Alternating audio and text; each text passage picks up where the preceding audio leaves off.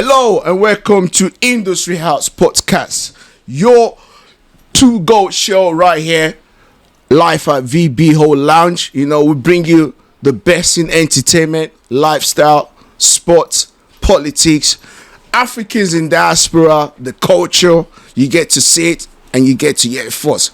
I got two top DJs, the pioneers. When I say the pioneers of the industry, the beat in this game for decades, you know, and I'm privileged to have them in the house this evening. It's a continuation, guys. It's a continuation from last week with DJ Casey, first choice, you know, and we got the top DJs in the building. Like I said, the industry pioneers over a decade, legends of the Afrobeat industry. Ladies and gentlemen, is a drum roll. Ladies and gentlemen, I got the legends, the legend. These guys are the pioneers, guys. I got Jimmy, that Baldhead guy in the building.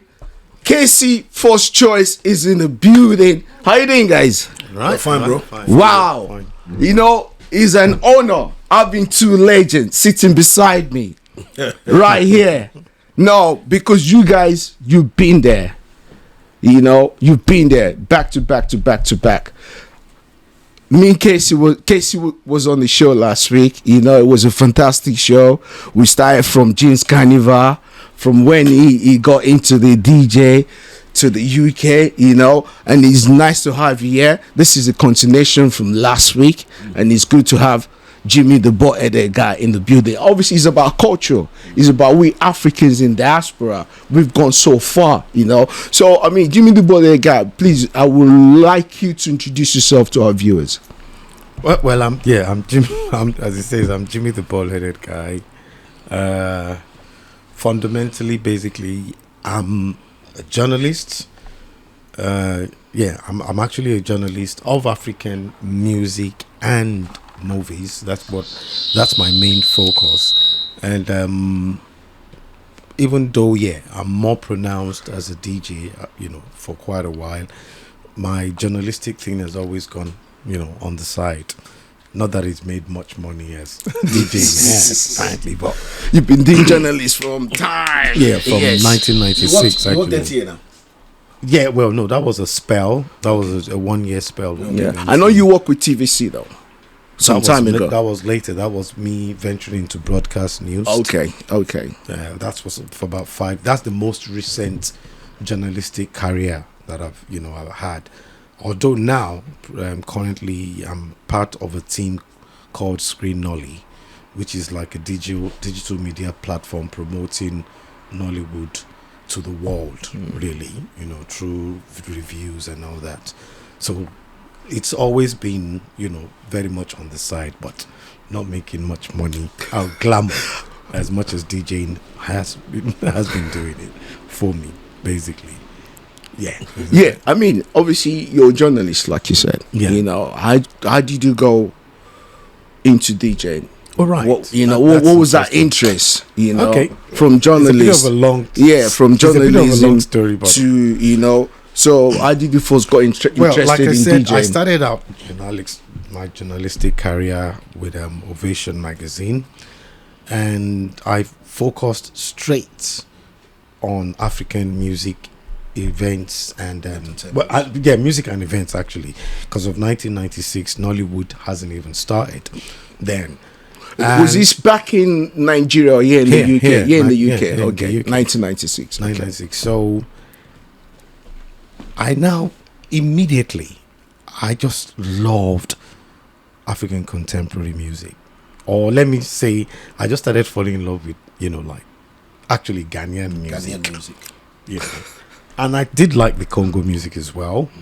And I've always, even before that, I've always been hanging around him. We've been hanging around since 1999. Well, first choice, KC.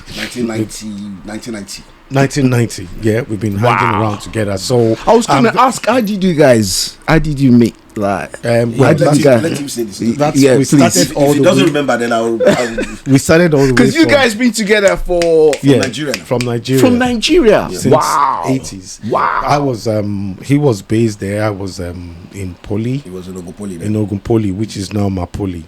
And well, we've always been, I put it this way, I love the mix. You were involved with Jeans Carnival, one Jeans Carnival. Yeah, I Yeah. coordinated one Jeans Carnival. Remember Jeans Carnival back in the days Yeah. when I was So, growing up. Okay, you know? so all the way from Lagos. all the way We from fly Aha. down.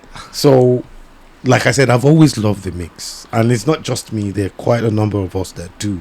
What you mean, patronize the me. Ghanaian mix? No. Oh, okay. Back then, You see, I love the mix. You see, why I'm qualifying it as I love the mix. I'm not so much into, liking one song or liking. It's blending it together. The way, that's sort of like what we initially defined or described as having a continuous flow of music, which, everybody enjoys and keep people on the dance floor. So so that's why I said the mix. And I know that in those days, that's what a DJ made a name of. A DJ did not necessarily make a name because he had all the good sounds. Well, perhaps he did, but those were the guys on radio, which is the reason why we respected JJ, because they always had these exclusives. Well, Jacob Akemi Johnson. Jensen, Yeah. and the likes, actually. Yeah. And but you see, the street DJ sells himself because of his ability to mix, continuous flow. And I got attracted to him because I just like how he did it. So I don't know, maybe I'm always frequenting. He had a shop I there had a recording studio. Where is that? In Abeokuta. In Abeokuta, yeah. You Kolebo. said that, yeah. Abeokuta. So I'm always frequenting there. And I knew I'm going to do something with him, but I just didn't know. So we were now grouped in my school, and when I was in ND2 mass communication, we were now grouped for some practicals to like do a 40-minute broadcast, something like a simulation, isn't it, or something. And immediately I just told these people that it is Casey that is going to be our engineer. End of story. Say no more. And glory be to God, I'm proud to say that we emerged as the best broadcasting student of that year. Wow. I was even already in London that they communicated it to me. Don't go, we shouldn't concern it, But anyway, moving forward or back. So Casey came to London before. I did. Oh, you I came did, there, yeah. you now. Okay. Barely a year difference. Difference, okay. Something like that. Wow. And then we got hooked up and we started rolling, and I remember the first day. I was sort of like what you call a de facto manager, not in an official capacity, but we were working together on that level, and that was how we were rolling. So, But you were the not mix DJing then, though? No, I You were didn't not? know nothing. I was just around. You were just like, Just around. around. Just listening to I knew best everything. I mix from knew First the Choice business. Casey. I was almost even like a nuisance because some people identified me, as how do you call it, like a stronghold, like somebody that had a stake.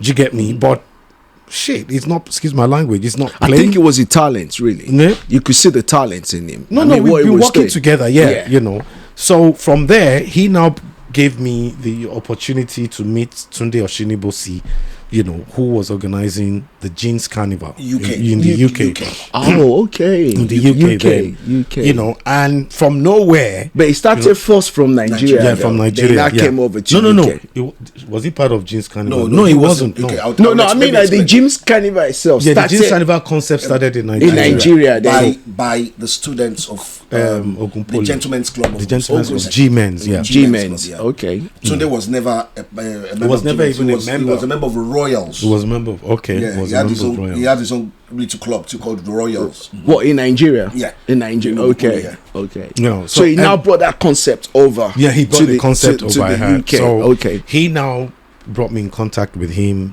So four of us. Tunde Oshinibosi, LaFace LaFace LaFace. Production, then Rashid Rashid Shobande, Shobande. him, and then me. So we started doing the Jeans Carnival. So this was how I started getting into more and more into entertainment, but not a DJ, not even a mic man, which I actually started with. Yeah, he actually started as an MC. Yeah. As an MC, yeah. Way back from Nigeria. No, here. Here in the UK. You Okay. know. So anyway, it kept on going on like that. And actually, that I think the first thing I started was MCing. And how did I get into MC? He was invited to do his regular gig in Sevilla, Villa Stefanos, you know. And like obviously I was with him. So I really liked the damn ministry, Homeboy, where he was doing DJ it. And I knew I could. I knew I could do it. I just really wanted to do it. So what happened is like when their own, it was KC in residence with the ministry. So it's like when they do their own thing, KC plays, and you know, even though people are appreciating the mix, because that's what then it was the mix. In fact, if you can remember, then there was some girls that they call him DJ with one record. And that one record is like, because it's like, it sounds like just one record. But there was a scratch too, though. No, I wasn't scratching much. Wasn't scratching the much. scratch was there too, though. Not even that. I wasn't scratching. Scratching, but it was just the mixing. In fact, like blending. Yeah, it was blending the tune. Yeah, Yes, yes. blending. So they called him one. So they still liked it, but I just knew I could add more flavor. So one day I just picked up the mic after Homeboy, and wow, that was it, man. What year was this? Can you remember? That is 90. Before 96. No, Villa was 95, 96. Oh, 95. Yeah, it was 94, 95. Wow. Because we started. Wow. So we started heard the mic the first time, 1994. Did you hear that, guys? and the guy, 1994. Where were you, 1994? Please. Guess what? Yeah. That day, Yeah. I was like, what? And the guy was like, Jimmy added something different.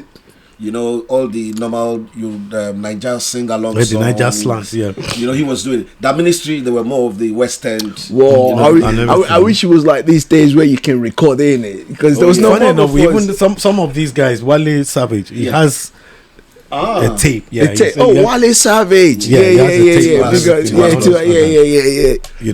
So anyway, we just went on from there. So now I got into Ovation. And you got to Ovation 96. Yeah, my what's it called? I became more realistic about, I came to now understand that what I want to do, do you get me, is promote African music and events. Yeah, please, before you go further, because we're talking about the early 90s. Yeah. And this is the 2000s, isn't it? 2023, and then for the young ones, there's a lot of people now, because like everything is totally different now from the early 90s. How was it for you and Casey growing up here in the UK at that time, early 90s? Remember, there was no social media, there was no mobile phones, there was no the first mobile phone came about 1993, but few people were using mobile phone then. You know what I'm saying? Everything was house phone. You have to go home before you can receive any phone call. You have to go home, or you stop by a phone booth. Or you stop by the phone booth. Yeah. Remember, So I mean, you guys coming over at that time, because we're Africans in diaspora and we're Nigerian in diaspora. What was those challenges you were facing? Well, you see, you can't in any way call it challenges, because obviously we were doing something right. Obviously we didn't have all these technologies then, but whatever we did have was more sufficient enough for us to do good promotions, do you get me? And we do flyers. It's just flyers, and then we it's go just to flyers, parties. I'm not even the flyers had their generations. Do you get me? We started with like plain old flyer. We're talking like black and white. Leaflets. Leaflets. And those days there was loads of house parties then. And there was loads of house parties. It was mainly house parties those days, if you can remember. So you really had. That's what I'm saying. That even then, that's the only way you could have had a name as a DJ. Did you get me? Even being a club DJ is a different thing. Can you remember any Nigerian restaurant those days? Back in those days. Can you remember what? No, back in those days. That one in Facebook Park. Eddie's.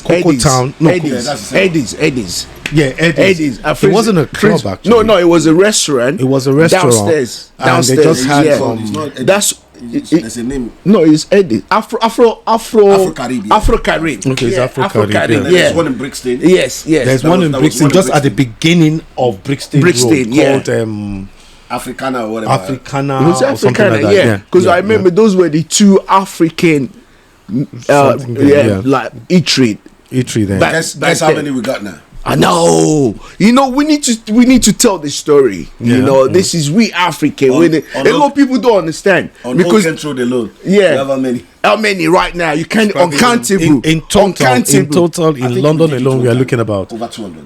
no 365 or so. Nigerian restaurant. Yeah, Nigerian. Not even African. in London. Not even African. Nigerian. Nigerian. But then owned we only restaurant. had one or two. In the We 90s, had yeah. one or two. One or they two, were- yeah, put in the it early this way, 90s, someone yeah. tucked But what away. about Obalende Suya? Obalende Suya was in Obalende came Peckham. on- It was no, in Peckham. He started out first in what's it called? Where? Oh yeah, sorry. Peckham. No. He No. started out first as a kiosk in Elephant and A castle, yeah, sorry, Elephant and In a Castle, castle, yeah. downstairs, yeah. And He then went to now, Peckham. he didn't go to Peckham first. He came to he came Dustin. straight to Dustin. Dustin. So was Dustin before? Yeah, it was Yeah, Dustin before Peckham. Peckham, before Peckham, yeah. It was true, yeah, it Before was, Peckham, at the... But by that time, we've a Nigerian kind of African community was evolving. Yeah, Do you get what I'm trying to say? But we're It's more like we're- minority then. well, compared yeah, to now. Yeah. Well, still- I'll tell you what. I'll tell you no, what. a lot I'll tell you what, I'll lesser tell you what, minority It's not. then. It's not. The word is. The word is probably minority, but dynamic. Yes. You get me? Because but we're dynamic, moving. yeah. We're moving. We're We're moving. moving so because fast, I remember then, obviously, growing up, the West Indies and we, the Africans, and we Nigerians started driving the flashy cars. If you say so. I know that. I'm saying so. I'm saying so. I know my boys. My boys were driving BMW back in the days, early 90s. Yeah, I was there. I saw them. And then we're using that brick NEC mobile phone. Remember that brick? Yeah. Massive brick. Is Yeah. that what do you call it? Motorola? Is it? No, NEC. Oh, it's NEC, You would NEC, know, you're a Vodafone. phone man, isn't it? Yeah, NEC, yeah, the Vodafone, yeah. So I mean, because now it's totally different, from then coming into this country and you guys going through that, and then coming back and continue what he was doing, DJing here in the UK. How did you manage that, KC? Well, For the continuation from Nigeria, to be honest, and yeah, I'll say this. I think I was the last of the Mohicans, that's the last of the boys that left Nigeria to come into the UK. Because you all had left, man. left. yeah. Yeah. Can I ask a question? What was the whole thing about people coming to the UK back No, then? these guys were born here. I understand. Well, I understand. Yeah, they a were lot born of there, our but- friends were born here, but then there was this No, kind but of Fem, trend. Fem, hold on. Yeah, When most of your guys yeah. they've left, That's of what- course you want to leave too now. I know. True. want to Because leave. but the difference is that most of those guys are British citizens. They were We are born here. not. We are not. They were born here, so they can easily just jump on the plane and say, "You know what, I'm going." Yeah. We will have to go and queue for a visa. Yeah, true. That's the Well, we had a difference. problem as well. I mean, Okay. it wasn't. We had to obtain the what's it called, right of our board. Aboard, some of us, yeah, before, because yeah, it was our right of our our board, passports was so bloody. In fact, mine was even smelling of rat smell. You know what I mean? So, expired. So I had to.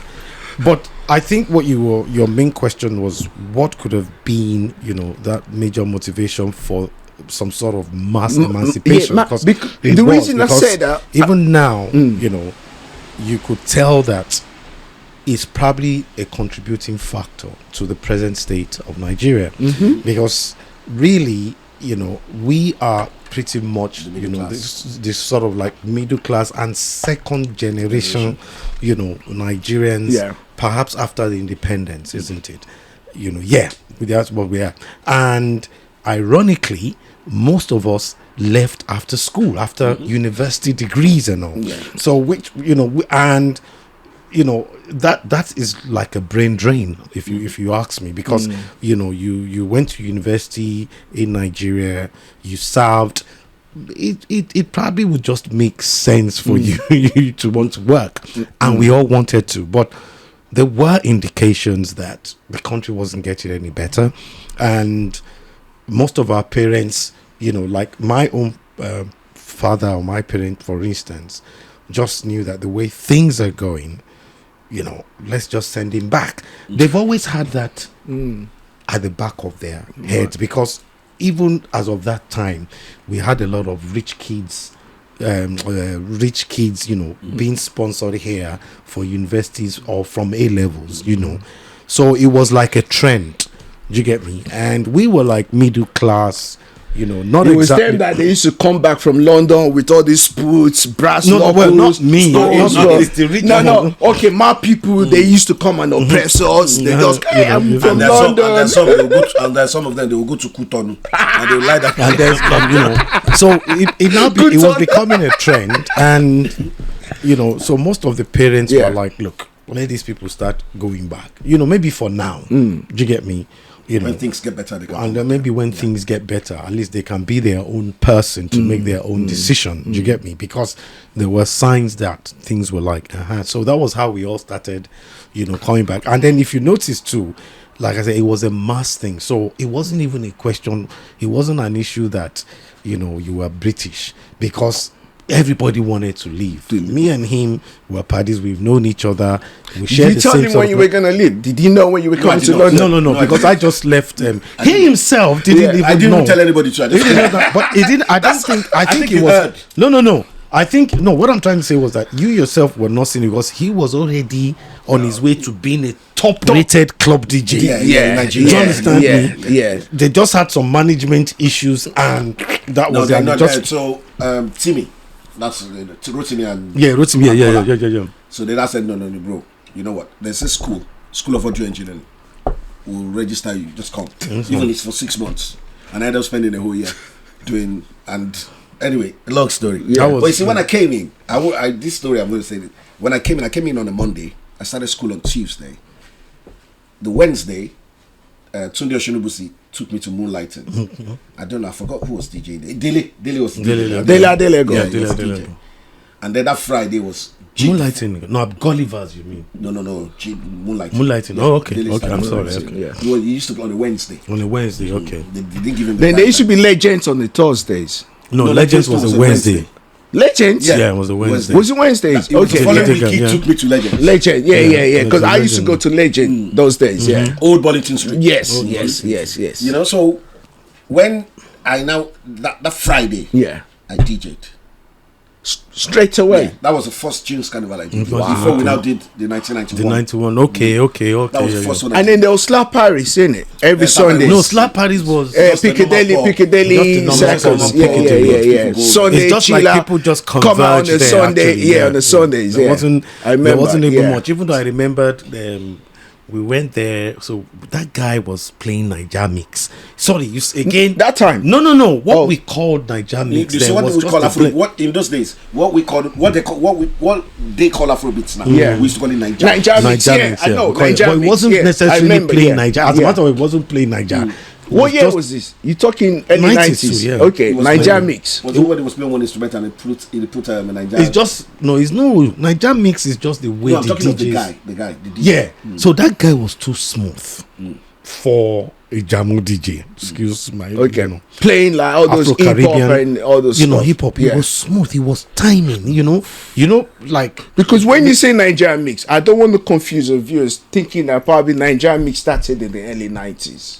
You see No, what no, I'm no, coming no, from? no, no. Because We've when been you say calling it Niger Mix from from Nigeria. We've been calling Nigeria, it- yeah. you see, this So one- we need to clarify Okay, that. let me- It's just the way the Let Jamaican me guys make a- was mixing the hip hop and the bashment He or was doing it- whatever. that's what I'm Because saying, back in the days, we just hip hop, bashment, No, it wasn't reggae. Bashment. It was Raga. Raga, was raga, yeah, no, raga. true, Raga raga, dancehall, It was yeah. raga, dancehall, soul, and then rap. You see what I'm saying? Yeah. So what I'm saying is that we've already had a term, like Niger Mix, but it was just specifically for how a Nigerian Nigeria DJ DJ mixes. That's I all. get your point. You That's get me? Niger That was Mix. it. Okay. So he was sounding very similar, timing and everything. So there's a gentleman too that was, part of his camp, because he had a lot of people. He's called Nicolo. Okay, Nicolo. We actually went to Slap that when you mentioned. So Yeah. we had to go and meet him. Yeah, we had to go and meet him. That, I mean, you're different. You're not sounding like the Mysteries, like, Ronnie D. Ronnie D was good, but it wasn't so much like he was doing it the Niger Mix way, but he had his own style that you would just love. And it wasn't. He actually said, he referenced Casey. Wow. Yes. Just what Casey Ask said, Nicole, yeah? yes. Casey said you came into the country and you started DJing the same Yeah, week. the reason is The because same week. most of the guys, most of my homies, they were collecting records there. So once the moment that they heard I was around, oh, Casey, yeah, come, records, records. Too much vinyl. Yeah, vinyl now. So It was vinyl, was yeah. easy. It was, I mean, because I was Going with crates. Latune, Latune, yeah. Lani, Yeah. a lot of guys. My cousins too. They had records. This is memory, guys, man. I told you, we got the legends. This is a legend. we had that, Guys, man. listen. You can learn along from this. And we had records then, so I DJ'd. And I remember when I got into the party, to the Jeans Carnival thing, they had this Jamaican crew DJing, and they were not mixing. So I was like, okay, I was listening. You know, pull back. So I went like that. I saw that they were using techniques. So I was cool. I'm cool now. Okay, fine. Cool. Now, those guys the mixer they were using had splits. They didn't use the split. I bet they didn't even know what split system was. Yeah. But the moment I saw it, I was like, you people are going to die today. And that's one thing. It motivates me. Things like that do motivate me. So it's like, okay, Casey, it's your turn. And we started. Those guys were actually blood clot, man. Well, go on with this big match. To be honest with you, Man, rinse this out, you know. I wasn't that good like that, but I was way above them. But the mix has been there in Nigeria. Oh, yeah, Yes, from now Nigeria. that's how it From way started. Yeah, back. from way back. Mixtape and Yes, everything. We used to go to mixtapes, Yaba to buy Ojuelegba, mixtape, everything, Ojuelegba to, yeah. you know. Wow. Mixtapes, and then it's like I don't know. There's this guy I used to normally go listen to if I'm not DJing on a Friday or a Saturday. I'll just leave Abeokuta and I'll go straight to Ace nightclub. I listen to Ace, yeah, on Allen Avenue, Kolabai. I'll just stand there, I'll listen to him, and once the club finishes, I take the bus. Now, what I'll do is the mixes. I know the records I've got, and I know the same records that he's played. So I'll just when I get home, I'll select those records and leave them. I'll go and sleep. Then when I wake up, I'm going straight back. The other studio inside the house. I don't go there. I just start. Yeah, this was he mixed that song from this point. That was when I learned how to start counting bars and phrases. Wow. You know. I mean, So I will actually say, Yeah. yes, that guy, Kolabai, any day, anytime. I respect that guy, man. And Ibukun Falola. wow. Those guys. Big shout to you guys, man. These are the legends in the building. I mean, talking about those times, yeah. Did they all quote to you guys that Afrobeats? Was there anything Afrobeats like, yo, I mean, moonlighting, let me throw in some Sonia Day. Oh, yes. Well, yeah, Or let me we throw did in that a some lot. No, not in the club. Or, Not in the club. Not in the club. Not in the Okay. club or private. Okay. No, we did it in the club, but we didn't start. You started it in the club. Yeah, no, but that's No, I'm much talking. later. This That is when- early oh, no, 90s. we No, do- this early is early 90s. I'm talking in early Villa now. 90s. Sorry, bro. In Villa, Yeah, I used to you- mix Sonny. Yeah, that is That's the we Alade do the Otoro And Aso Onyeka Lowo with, with Onyeka Nwenu. Michael Cree. Mike Because Okri. I actually brought those vinyls from Nigeria. Okay. I brought them from Yeah, Nigeria. Okay. those ones. So yeah, you were actually playing those in the club. That's in not the club. But Yeah. not. It wasn't. But there were no. But I'm not paying attention. But mainly house parties. Yeah, it's mainly House party, mainly yeah. how party House- you, yeah. you go all the way actually. I mean, depending if it's a Como, I remember we had our Collintons, we had our You know, I refused to Sonny- play those yeah, ones. yeah, he refused to play I those don't ones. So no. But anyway, no. To answer that question, Yeah. we didn't. Like you said, we had, those. Because really, the Mike Okris, remember, the Onyekas, more Christy, like pop. Asians, those were early Pop. Niger pops. Anyway, do you understand me? Chris Okotie, Felix Felix Liberty, yeah. you know, and Alexito. remember, this was, it's the same audience that grew up in Nigeria, that sort of like all emancipated here. So, once or twice, you need to drop it. But believe you me, there was no consciousness in quotes No way. of even African contemporary music Not even, or Afrobeats At all. there was no nothing like that. consciousness of Yeah, that. yeah. Probably The Fela consciousness, Anikulapo Oh, yeah, Kuti. definitely. Fela, but even that one is always at a crescendo in peculiar situations. Yeah, yeah. Do you get what I'm trying to say? I mean, believe you me, to put the picture clear, to make the picture clear, do you get me? You can go wrong Even if you just drop those things from anywhere.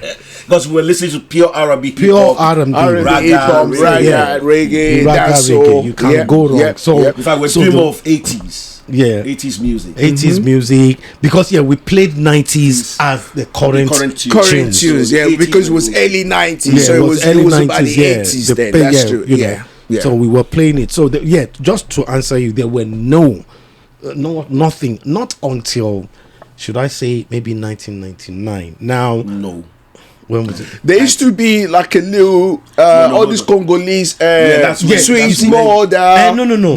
Remember Sweet Mother, and then this is it Sweet Mother? Yeah, that's Prince and then there's this other Congolese tune that is very popular back in the days. They used to play every now and then. I've forgotten the track. But let me tell you a story that I know for sure. And he started playing what they call Afro beats. I was going to come to that. Okay. Because I'm going to come to that. You see, we're moving step by step. Step by step. I get where you're coming. We're moving step by step. That's why, you see, we're starting from the early 90s. Because I know then there used to be loads of house parties. Yeah. You know, you go to house parties. Because of we Nigerians, they stop house party in London. I know that. We now move to hall. It's because of we Nigeria they stop house party. Because then now we used to do house party till 5 o'clock in the morning. 6 in the morning. Then you used to have you go all you know, you just go to the bathroom. The bathroom, there's drinks filled up, all the girls, everything. Is this how Nigerian boys are partying? So we used to do that. We in this country stop house party because everybody was complaining because there's roadblock. You see, Nigeria will just sound disturbing, block noise, everything, shouting outside. Yeah, you know. So from that era, you know, like you said, they're moving gradually, and then you guys were still representing, doing your thing as a DJ. So moving forward now, because look at today, 2023. Can you see the whole global now? What are people listening to now? Afrobeat. Did you ever saw this coming? Did you ever saw it as big as this? I'm coming somewhere which you started, but did you guys ever saw it from then? No. In that early 90s? No. Okay. No way. No. We didn't no one see can say it. Yes, it's gonna be. It's gonna blow. Way. No. Okay. Like I told you, before Afrobeat we had grime. Garage. Jungle. Electric. Is it electric? We had all forms here. Drum and bass. There was drum and bass. There's jungle mature and everything. Yeah. But like I said, we didn't. I think that sort of like answered. Was it due to the low population of Africans or Nigerians at that time? Perhaps so. Perhaps that's why the music wasn't in vogue at that time. Well, put it this way: remember that even the second generation Niger pop, even in Nigeria, started in like late 90s. Okay, you know, and thanks to the Kenny's music that actually made sort of like popularized it. And shout out Kenny and D1. And that's big shout out Kenny, man. So big shout D1 Kenny's music. Everything started from back home actually, but I think is it's something like after you've been here for so long, I mean you can imagine you being somewhere for so long, you are not even eating eba. And then you are now seeing that there's one restaurant, or you go to a party, there's a bar there, and there's potato and everything. You're like, man, you're right. Because I'll tell you a story. I'll tell you a story here. There was a time JJ came. Yeah. Jacob came, just came, and I had to go and pick him up in Bayswater. And then, where are we going? We're going to a restaurant. The first thing that she want a big stout. But you see, a lot of people don't understand stuff like that. Were had to. At that time to come by all this thing we have now easily. We don't. Me, I wake up in the morning, I go to the cafe, I go and get my toast bread, baked beans. I still like it. Those once I get home from every morning I don't miss my car. Once I get home in the morning from the party, I'm going straight for a bar. Then when I'm coming back from college, I stop at chicken and chips. I get my £1.99 big So chicken and when did you chips. discover about Pounded Yam? I can't even remember, you know. It was, It's like I said, it's because it now became a trend, isn't it? Yeah, I mean, yeah. Because the first time I discovered was when Afro-Caribbean, Yeah, that's Crazy the name, Back. Afro-Caribbean. Yeah. Okay. So yeah, my friend used to work there. I used to have a friend that works there. You know, it's like, oh, friend, there's an African restaurant. I said, where? He says, so many Finsbury Park. I'm like, okay, I'll only live down the road. He said, come. So from there, I started going to Afro-Caribbean. Religiously. Religiously. This was 91, 92. You know what I mean? Okay. So, that's why I now met Nigerians. Big man from Nigeria, sit down. Then I saw Star, I saw Gouda. I'm like, okay. You see what I'm saying? So that was like a regular and spot. that was pretty much around that time. Like I said, Yeah. that was what was happening to many people. Remember, even as of the early 90s, we've already had like a community that's close to 10 years old. I'm talking even our mates, because by the time we left school, there was a significant portion of people that started coming here to do labels, university, and decide to stay, evolve from there. So we joined them we joined them. So even as of the early 90s, we were doing as much as 10 years. And this is 10 years of not having anything African, yeah. So the very moment you start having it, you jump on it. And even communication wise, you think you can just pick up your phone and call Nigeria like that? You have to go somewhere, you know. You know what? I spend, if I drop £1, I say hello, it's gone. It's gone, It's gone. £2, how you doing? It's gone. It's gone. In £3, fact, nobody. £4. I didn't even call home. I really had to So call the home. communication, there was even no because you're like, I'm gonna spend almost £50. Yeah, but even then, too, back at home, how many people had phones? Yeah, obviously there's house phones and true. Nah, it wasn't. Come on. People that has the phone. We didn't have. So.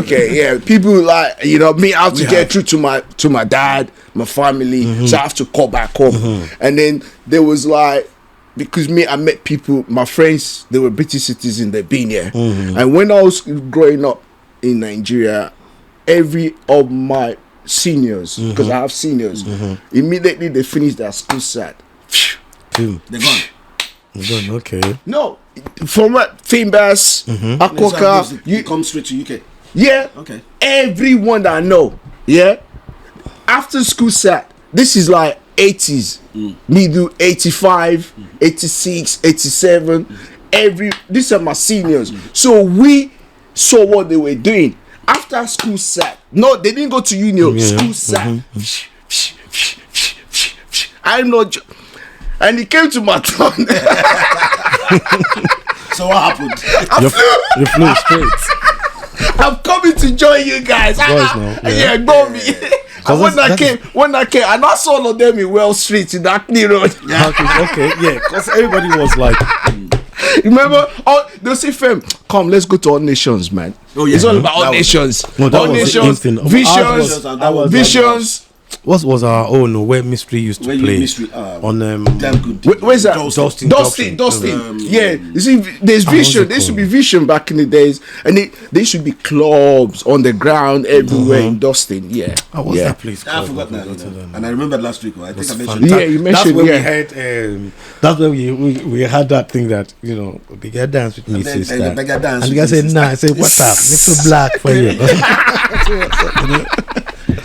So and that it was was fun. we had to like, growing up in the UK was a bit fun in a way. You come into it was for us. It was fun. It was crazy. We were doing our thing, and I know there was a lot of other tribe and other culture were kind of jealous that what these people, where they come from, they try to. You see what I'm saying? We were going through that. You see what I'm saying? And then we know most of the women when they hear Nigerian party. Because it's not even just the women.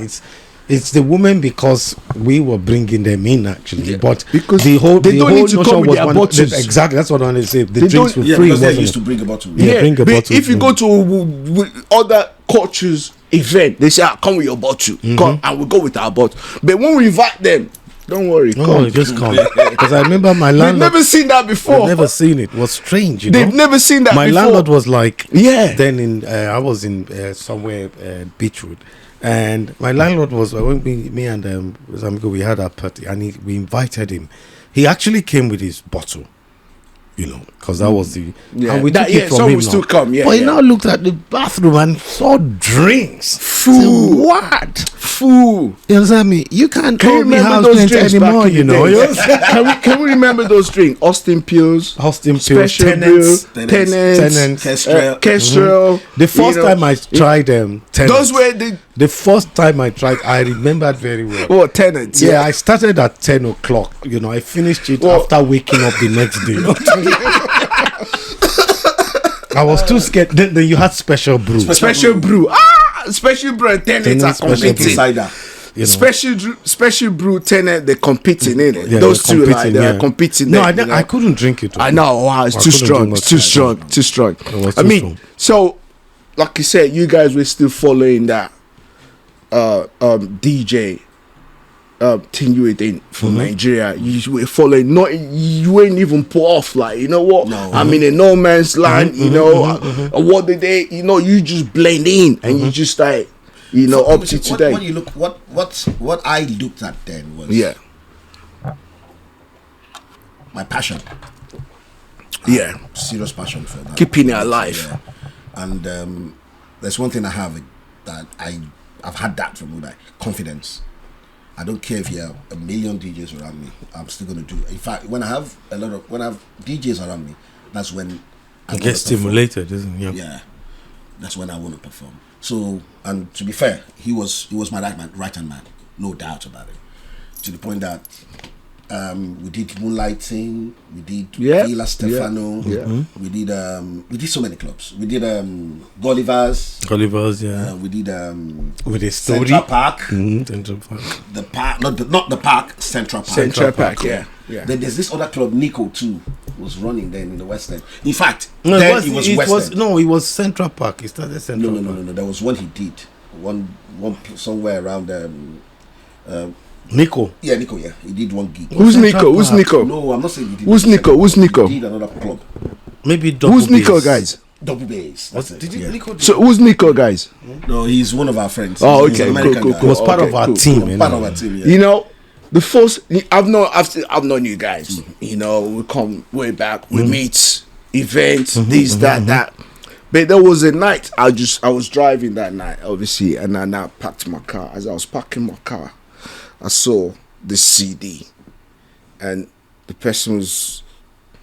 It took my wiper to put the CD, and I'm like, Jimmy. I'm like, Jimmy, leave my wife. I said, Fem, and I wind down. Nigeria mixtape. I'm like, He forgot. You see, he forgets. I'll tell you, this is like many years. I'm like, yes, you did that, and you were putting the mixtape on every car. Am I lying? You used to look. no. Femi, hold on. He knows because I remember this. Yeah, no one can tell me, and that was the first time I heard a Ninja mixtape. Wow. In my life. I'm not joking. Wow. That was the first. No, I'm telling you straight because I remember it was a club night. I think we were doing something at that club. It was a beach. You know, we used to do a lot with Black Nights. You know, Black Nights back in the days. You know, big up Dutch, big up. You know, Dutchman. You know, them guys there, Missing Nigeria, UK, Nigeria Independence, Black Nights. We there, yeah, man.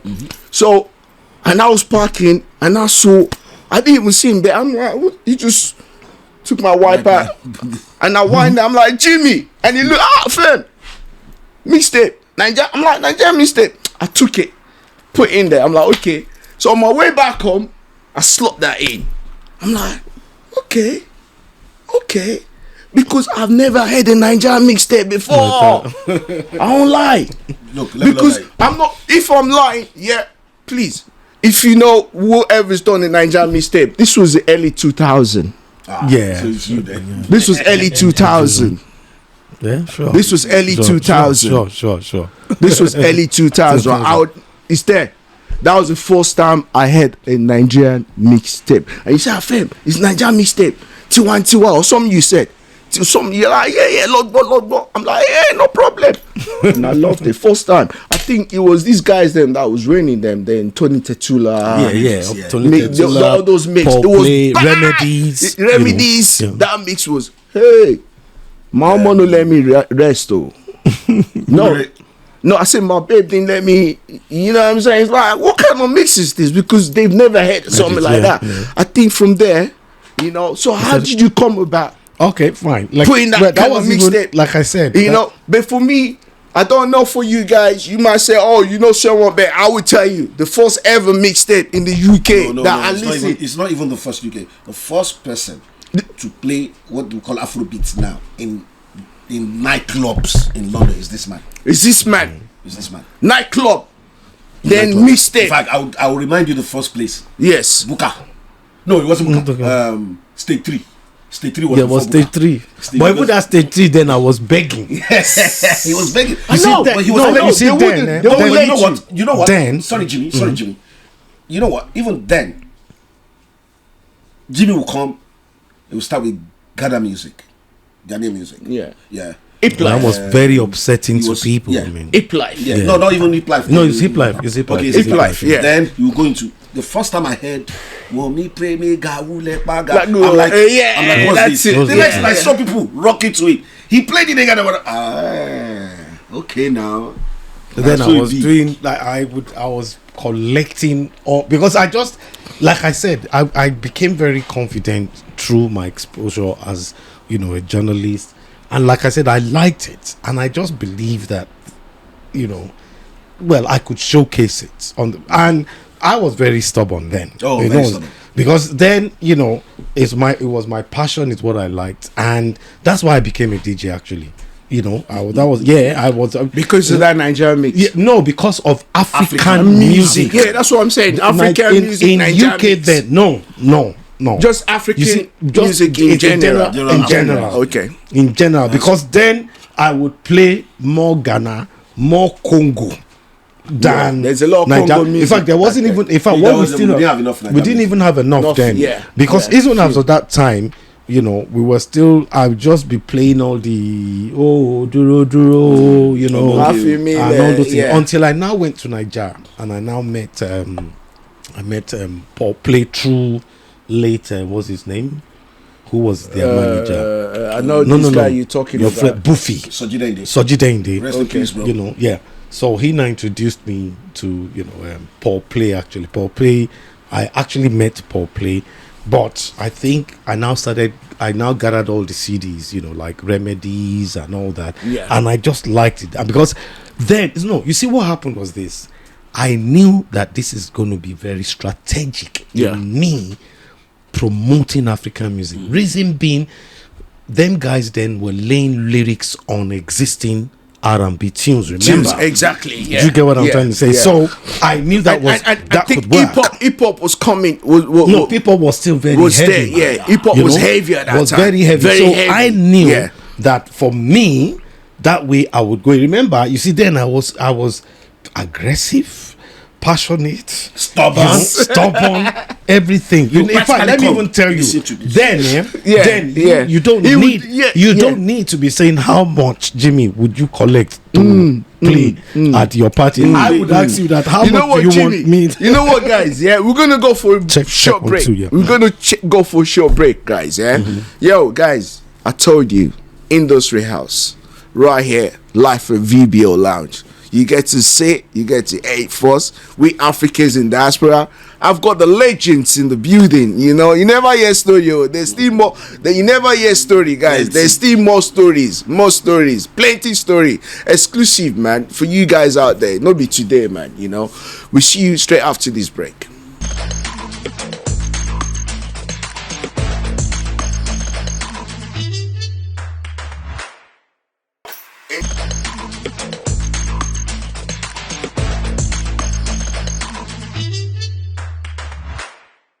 Welcome back, Induztry House, live at VBO Lounge. Like I said, guys, we are still in the house. Induztry House, Life of VBO. I'm with the legends. And you know, I got my guy, you know, my co-host, Taffy. Taffy, Mr. You know, Mr. Mugabe. Mugabe all the way. Taffy, where have you been, man? Oh man, we got legends. I know. We got legends. We got the building. big guns today. The big guns Let's today. have a gig here tonight, isn't it? Yeah. Exactly. You know, Yeah. You know what I'm saying? You know, I mean, we're talking about African. We're all Africans. Africans in diaspora. Awu. You know, we're all Africans in diaspora. And we've been talking about the culture, the movement, the whole Afrobeat scene is gone, you know.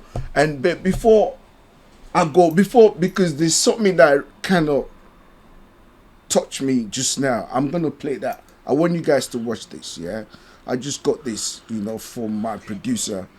And I want you guys to please watch this and let's touch on it before we go further. So this is what the African culture is now doing to people all over the globe right now. They're going crazy. Like, you know, it's like they never saw it coming, innit? And it's like Shaka said, they never saw me coming. They never saw it coming. Yo, guys, listen to this. Dancehall artists don't have any topics. People are sing for around the road. So that's why Afro have topic. Alright, Afro don't even have lyrics. Afro beat don't even have no lyrics. They have a lot of melody, groove, and so that's why Afro have topic. Alright, Afro don't even have lyrics. Afro beat don't even have no lyrics. They have a lot of melody, groove, and topic. Yeah. That a lyrics? No, it's a topic. Yeah. We know what yeah mean. Yeah. Just a topic and the melody. Yeah. Style, melody, topic. A topic. Yeah. We know what yeah. who's that? Bounty Killer? That's Bounty Bounty Killer. Killer, guys. And you know what? This is where we're touching earlier on, where we're coming from as an African, being in the diaspora, you know, to get to this stage. And then we see things like this. What's your take? I think what's interesting really is the. I mean, we'll definitely know because we've been in this country for quite a while, and you know we're talking in the late 90s, early 2000s. African culture or African people, we were very, very much looked down upon, and you know I remember I went to school in the early thing around here when you're African boy, and you know it was very, very unfashionable to be African, an African, you know. And then over the years and where we are now, it is very fashionable to be African. Everybody wants to be African. You know what I mean? So I think there's a little bit of envy. I would probably say there's a little bit of envy because. Not trying to dismiss any other genres of music or whatever, but you know, like I go to football, I go to Arsenal games quite every game. A lot of times, even on halftime and before the game, guess what they're playing on the loud systems? Afrobeat. So when was the last time we started to hear, dancehall and so? And that's what used to be there around that time. So I think because that tide has changed and people are not eating the way that they were eating before, They've changed their diet. so I think there's a little bit of that of that envy in there, and also as we were touching on it earlier, and we're saying that disadvantage of the fact that quite possibly they don't also understand the language. Exactly. You know. But then we were the same, you know. We were the same. Remember when these dancehall stuff, half of the stuff they were saying we didn't understand it. Do you know what I mean? But we're grooving to it, you know. So I think we're still even grooving as well. but I think so. I think instead of people sort of like trying to put down what, you know, which it's got those connotations of, you know, almost like trying to put down the general. I mean, you've picked one song, you know, there's loads of, you know, songs that have got, you know, so instead of trying to put down what we are doing, it's almost sort of like, can you join in? Can you celebrate with us? Can we work together? Can we eat together? Do Just you know like what I we mean? celebrated Just with the them. same way we celebrated, dancehall music in those To be days. honest with you, because Yeah, when yeah. I came into this town, man, it was pure raga. Raga, dancehall. Pure raga. Pure raga. So I kind of understand that. You know what? I'm not gonna blame it. It's his Raga, opinion. raga. You understand? To be honest, it's his opinion. But part of it, maybe because you don't understand the language. Excuse me, solid lyrics. Yeah. Solid lyrics in our songs. Solid. But I mean, if you look at African music, there are these different languages. You understand? So, I mean, a very good song. Look at what's his name? Kofi Olomide. I don't understand what he says. Nobody. Well, I love his songs. Yeah. Up till now. Yeah. Groove.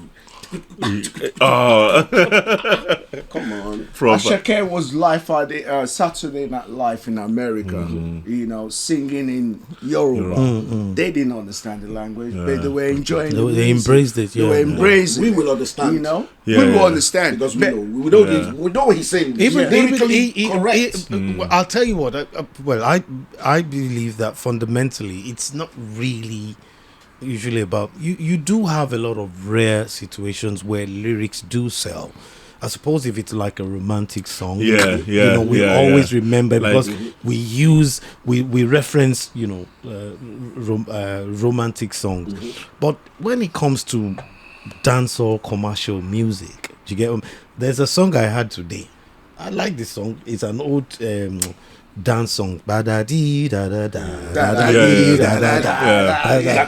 And that's all that is. So what am I liking about it? It's the beats, man. So more than anything, Just like It's- the fire starter. Remember that this music? The fire. What's this guy? The fire starter. So remember this track from this? What's this? Godi. Is it Godi? Is it Godi? No, it wasn't Godi. Remember, it's like a drum and bass. Oh, yeah, drum and Yeah, bass. drum and bass, What yeah. I even wanted to say that look, even to a familiar audience, if you lyricists themselves, what do? They create what you call hooks in the song. To make it Do you get me? To make it. And believe you me, it's always those hooks that sell the song. that sells. Of course. Oh, Yahoo. Oh. That same Yahoo song is not necessarily going to be embraced or, appealed by Nigerians, but anybody that is a hook. Do you understand? Yeah. It's always a hook. When people rap, they rap, in a sort of like rhythmic kind of pattern. Do you get me? Because that's the only way you're gonna you're that's gonna very appeal. true. So And to I- Mr. Bounty Killer, it's his opinion, like you said. Perhaps, it could also be a valid one, but you I should think bear in we mind need that, to invite him. We need to invite him to come. perhaps so, yeah. Yo, Banty, we're gonna invite you. Come over, man. Let's show you some love. We're gonna show you some love, Banty Killer. I remember I met you in Jamaica many years ago, man. Big up to you, though, Bounty. That's man. in we live in dangerously.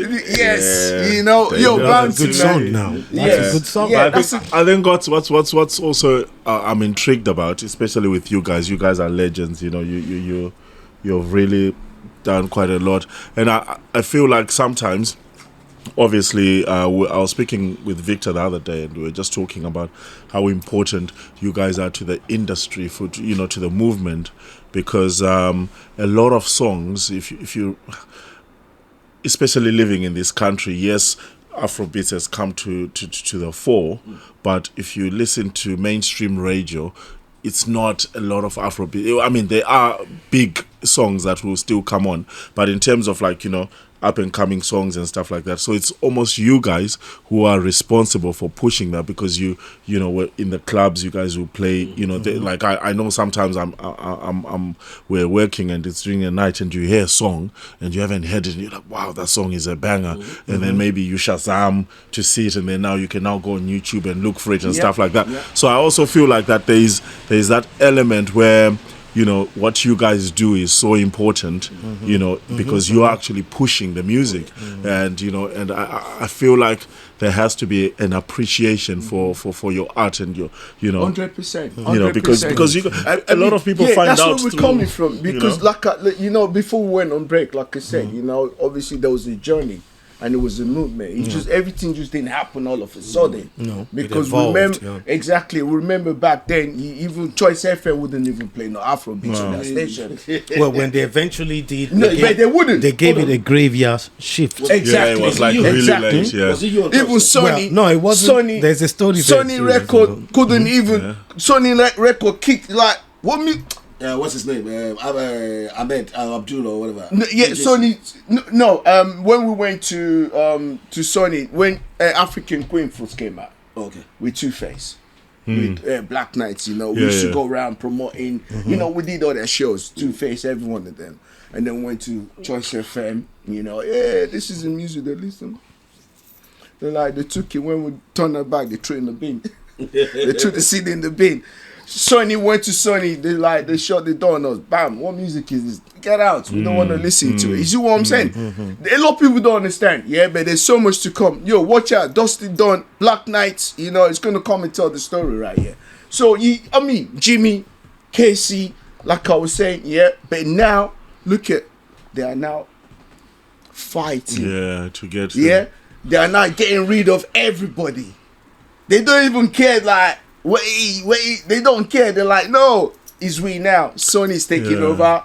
Capital Extra is taking over. BBC now is giving Eddie Cardi his own not African, at least his own radio show. Will you ever see that happen? Never. Which years were you at Choice? No. I was wasn't never a a choice, but when the whole concept of incorporating, African music into their programming started, the first guy that they actually approached was called Radical D. We call him Dennis, but Radical D. 90%. 90%. In fact, 90%. it was him on behalf of 90%. So as of that time, I've actually established myself as an purely African music DJ, and yes, I knew hip life. I would say it again. He did the first African mix CD. So and Dennis is a businessman, more than anything. Do you get me? So it's not like there's no sentiments with business. It's like who can bring the business to the table. So he didn't know. He knew I knew hip life very well. I knew my hip life. I knew my Congo, and obviously it's just a given that I would know my Nigerian. Of course, So I was sort of like the best candidate, So, and we were all talking together. So he now approached me. We packaged the whole thing, and he went to Nigeria, and before he came back, the story changed. Let's just leave it like that. What was it on Choice FM? Yeah, on Choice FM. Choice FM. On Choice FM. Yeah, right. On Choice FM, then, like I said, they had two major programs. One was by what's he called? Abranti, and then the other one was by Tolu. Shonaya. But she's Tom Okewale, but she was now Tom Shonaya. So she came out as Tom Shonaya. Yeah. So there were just two of them then, but she now left. And then Abranti now. Those days were hard. You had to stay up very late. And I think it was at a weekend as well, isn't it? It just didn't work. Jimmy, it was quite late at weekends where they used to Afrobeat sing. Yeah, no, I was going to revert back to what you said. This lady, what was she doing? An Afrobeat show on? Was doing an African musical. They called it African Beats. Oh, they were not even creative then to swing it. They just called it plain African beats. Okay, and they were playing. Can you remember what year was that? Oh, I can't remember. That was the year we did Yvonne Chaka Chaka. Okay, because we actually took Yvonne Chaka Chaka. Okay, this was in the 90s then. This was no, it wasn't in the 90s. 90s. 2000. Okay. That was that's true. I really can't remember. But that was the first time. Okay. I mean, put it this way, you're still gonna have to give it to the them. reason I'll say in a way, you know, they recognized the emergence, you know, of African contemporary music. Again, it wasn't even Afrobeat, you know, and they knew they just had to do something because Choice FM primarily played urban music from an Afro-Caribbean perspective. Yeah, Do you get yeah. me? So, you know, they knew they had to do something. And then also, as of that time as well, their programming was actually filled up, which was why, because they were vying also for another license, a nationwide license, but they didn't get it. those So days, they now yeah, gave yeah, them a North London license. Because Choice was just in London, wasn't it? Yeah. Yeah, it was just Yeah, in it was. London. You couldn't get it anywhere else, isn't it? Yeah, it was in London. Yeah. Well, I think another thing I wanted to ask you guys really, which is important, because those days, can imagine how difficult it was, you know, and you guys were still working, you were still making, you know. So how were you getting the music? You know, were you in touch with the artists themselves? Did you have, you know, how were you getting the, you know, those? It was, yeah, it was that. Well, put it. You see, like, okay, I'll tell you what. I had a journalistic instinct all through. What do you call a journalistic instinct? It's like sourcing the story from the right source. Yeah. Do you get me? And even, you know, even if there's like an event or an incident, a journalistic instinct is like he wants to get to the real source. So when I was doing the African music, I was going after, you know, like the artists themselves, establishing relationships with them, you know. And believe me, I was doing everything. As a matter of fact, I remember then that if you ask me that, how do you collect music? I'll tell them that I will buy, I will borrow, and I will steal if needs be. You know what I mean? Because I've got to play. You're I'll tell you, yeah. I can tell you something that I'm hoping it will surprise you. I played one Zimbabwe. I used to play one Zimbabwean song then. The guy's name is Calvin Gudu, Tombo Farah. Yeah, you understand? I know. Batonto, exactly. And he was really, in fact, that was the only Zimbabwean contribution of that content that I had in my, you know, collection then. You know, but like I said, I was all over. I had a passion. I love Africa. I love the feel of it, and I was just ready to play it, to promote it. You know, something like that. So yeah, it's any way possible, you know, to get it. I even went to Ghana. Yes, I met Dasibre, who was my favorite. He's passed now, you know. Who else did I went to this I met Lord Kenya, like the old real hip life people, but not the big ones like Nana Champong. I didn't meet him, which was very unfortunate. What's his name? The guy that did, you know, this popular one to Abin Waha. Daddy Lumba, you know. I attended the Ghana Music, you know, Awards, gave it a full, you know, sort of coverage for my magazine. Then, No, this guy was playing, you know, seriously. so I was like all over, and I liked them. Like I said, then, you know, there wasn't anybody doing what I was doing, and I had to make a statement. So it was just down to me. So the advantage I had then is like, whatever I feel is cool. Understand me? I will play it, you know. So I remember then I discovered Ivorian music, and that was how I came across Gao. I liked that Gao so badly, you know. And I had a regular gig in Buka restaurant purely for African music. He Sunday? did the Fridays. Was just Saturday or Sunday? No, I started with the Sunday, then they now moved me to. I was there for 6 years. Wow. Playing purely. Yeah, Look, okay. let me tell you something. Yeah.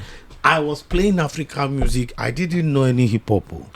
Oh yes. Yeah. I didn't know any hip hop. Wow. Not that you, can you stop. did not collect. I didn't collect. I But didn't you know know. them, Because you I know. didn't know. You can come and tell me Dr. Dre is the new thing, and I probably knew Dr. Dre because Dr. Dre started with in the early 90s, and we were still like, you know. Yeah. So but I don't know all their songs. I didn't know their songs. In fact, I didn't touch. I didn't have any R&B in my collection. Never. So how was that being received? You know, because obviously I was forcing it. Yeah, it was. And do you know the way it was forcing it? At times you And only like I have four said people. before you came, Yeah. the way he was Venue. doing it before you came, he used to go around club nights with mix CDs and putting it on people's cars. You know, like you put flyers. I remember those things. Yeah. Those days. But you see, that's how he used to promote it. He was like, so what's interesting? What's interesting for me, you know, obviously for you guys, and just thinking about it, and I don't know if whoever else is listening out there who can think, there's a huge appreciation, a debt that is owed to you guys, because if you think about the things that you're saying, you're walking around almost doing fly, you're putting 3 o'clock in the morning, you know, but you're not 4 o'clock in the morning. Making this is not money that's coming to you. This is not. Do you see what I'm saying?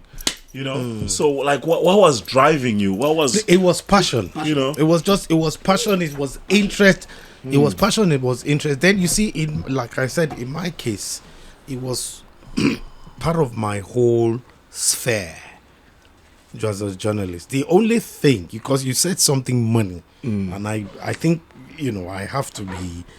Was giving the CDs away for free. I had a bit of regret, because while I was driving this thing, do you understand me? I never for once was conscious of any business aspect, because it's quite possible. You know, look at the Life Nation guys now, who, in my opinion, are in full control of Afrobeat. They are in full control of the Afrobeat. Why they have that? The structure. Yeah, they are in full control. Why is that? Because they own the structures. Do you get me? It was they actually. Who gave them the structure? We didn't give them. We gave them content. Their own structure. We gave them content. We gave them content, and that content has always been there. Do you understand me? But we didn't take that initiative to provide a structure. Do you get what I'm saying? To promote it the way they did. Do you get what I mean?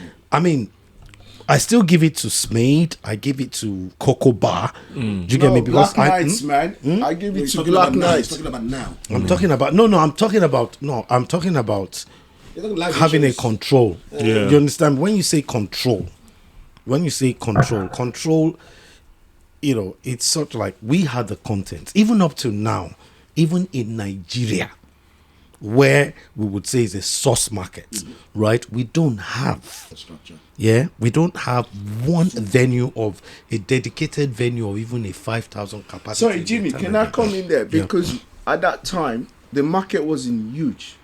Remember, when we started, but when it started, the market getting wasn't huge, as big as this now. When you talking those days we're talking about, I'm talking like about I said, 2010. Now, This is why I had to quickly acknowledge Coco Bar. Yeah. Do you get what I'm saying? Yeah. And Smade. Because I know Coco Bar, you know, I don't know what he was thinking, you know, but I knew that he put down money to drive, you know, probably his vision.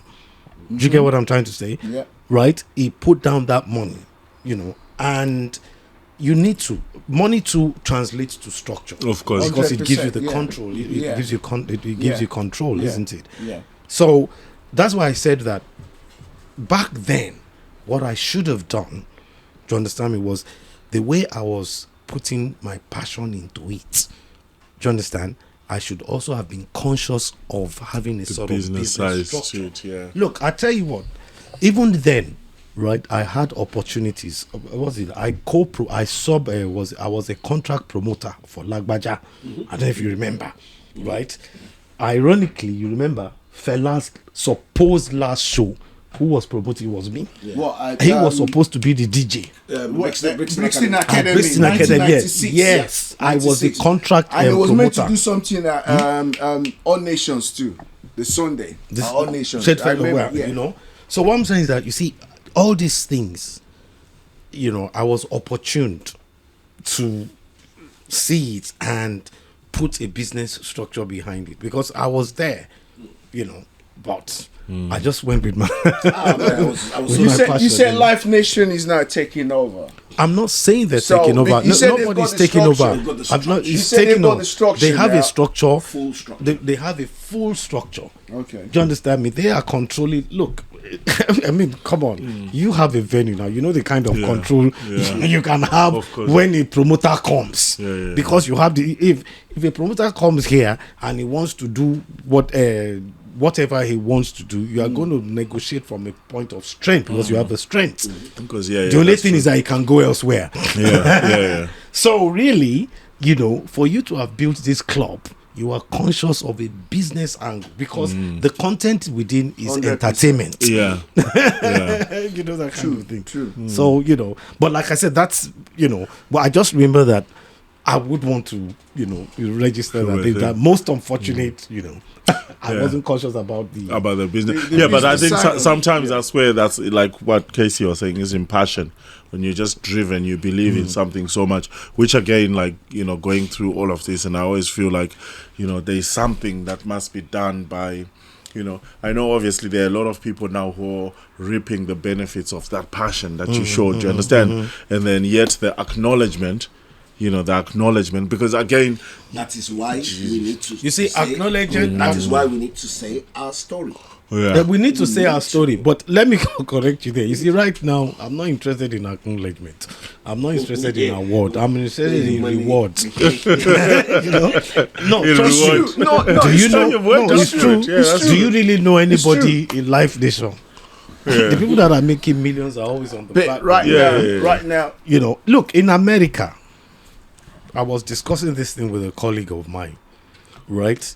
All those early Black American entrepreneurs, I call them because they were businessmen, but believe you me, they had a vision, and the vision was to promote the black man, do you understand me, to a higher level.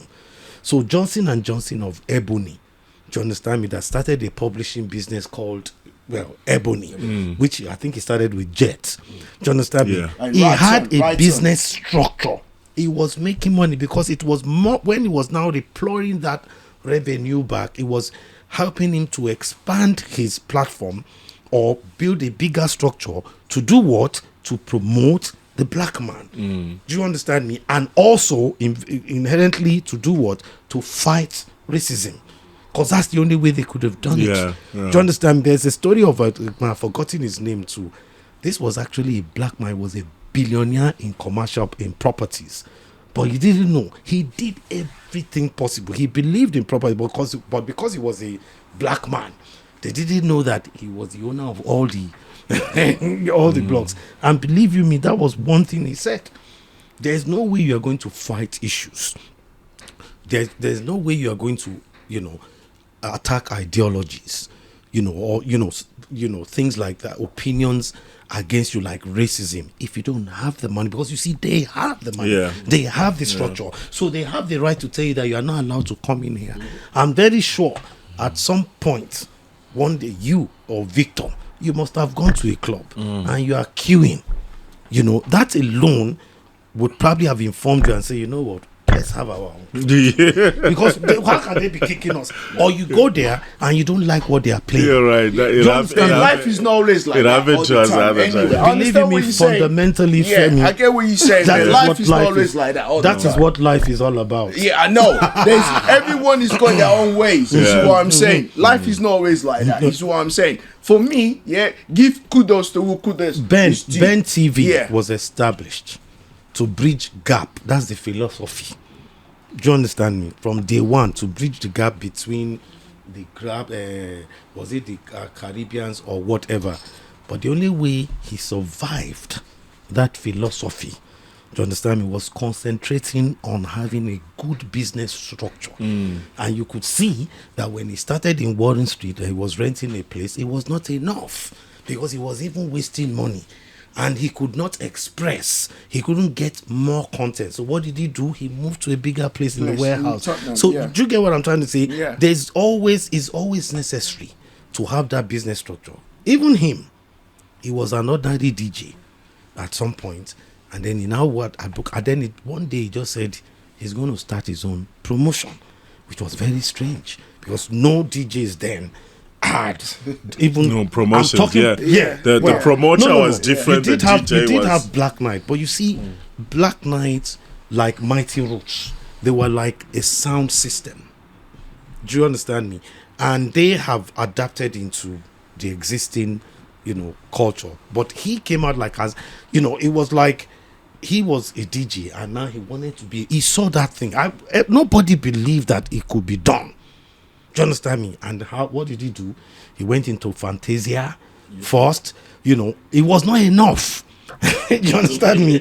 To how would I say, to express his ideology. Yeah. And then he now moved to Cynthia's.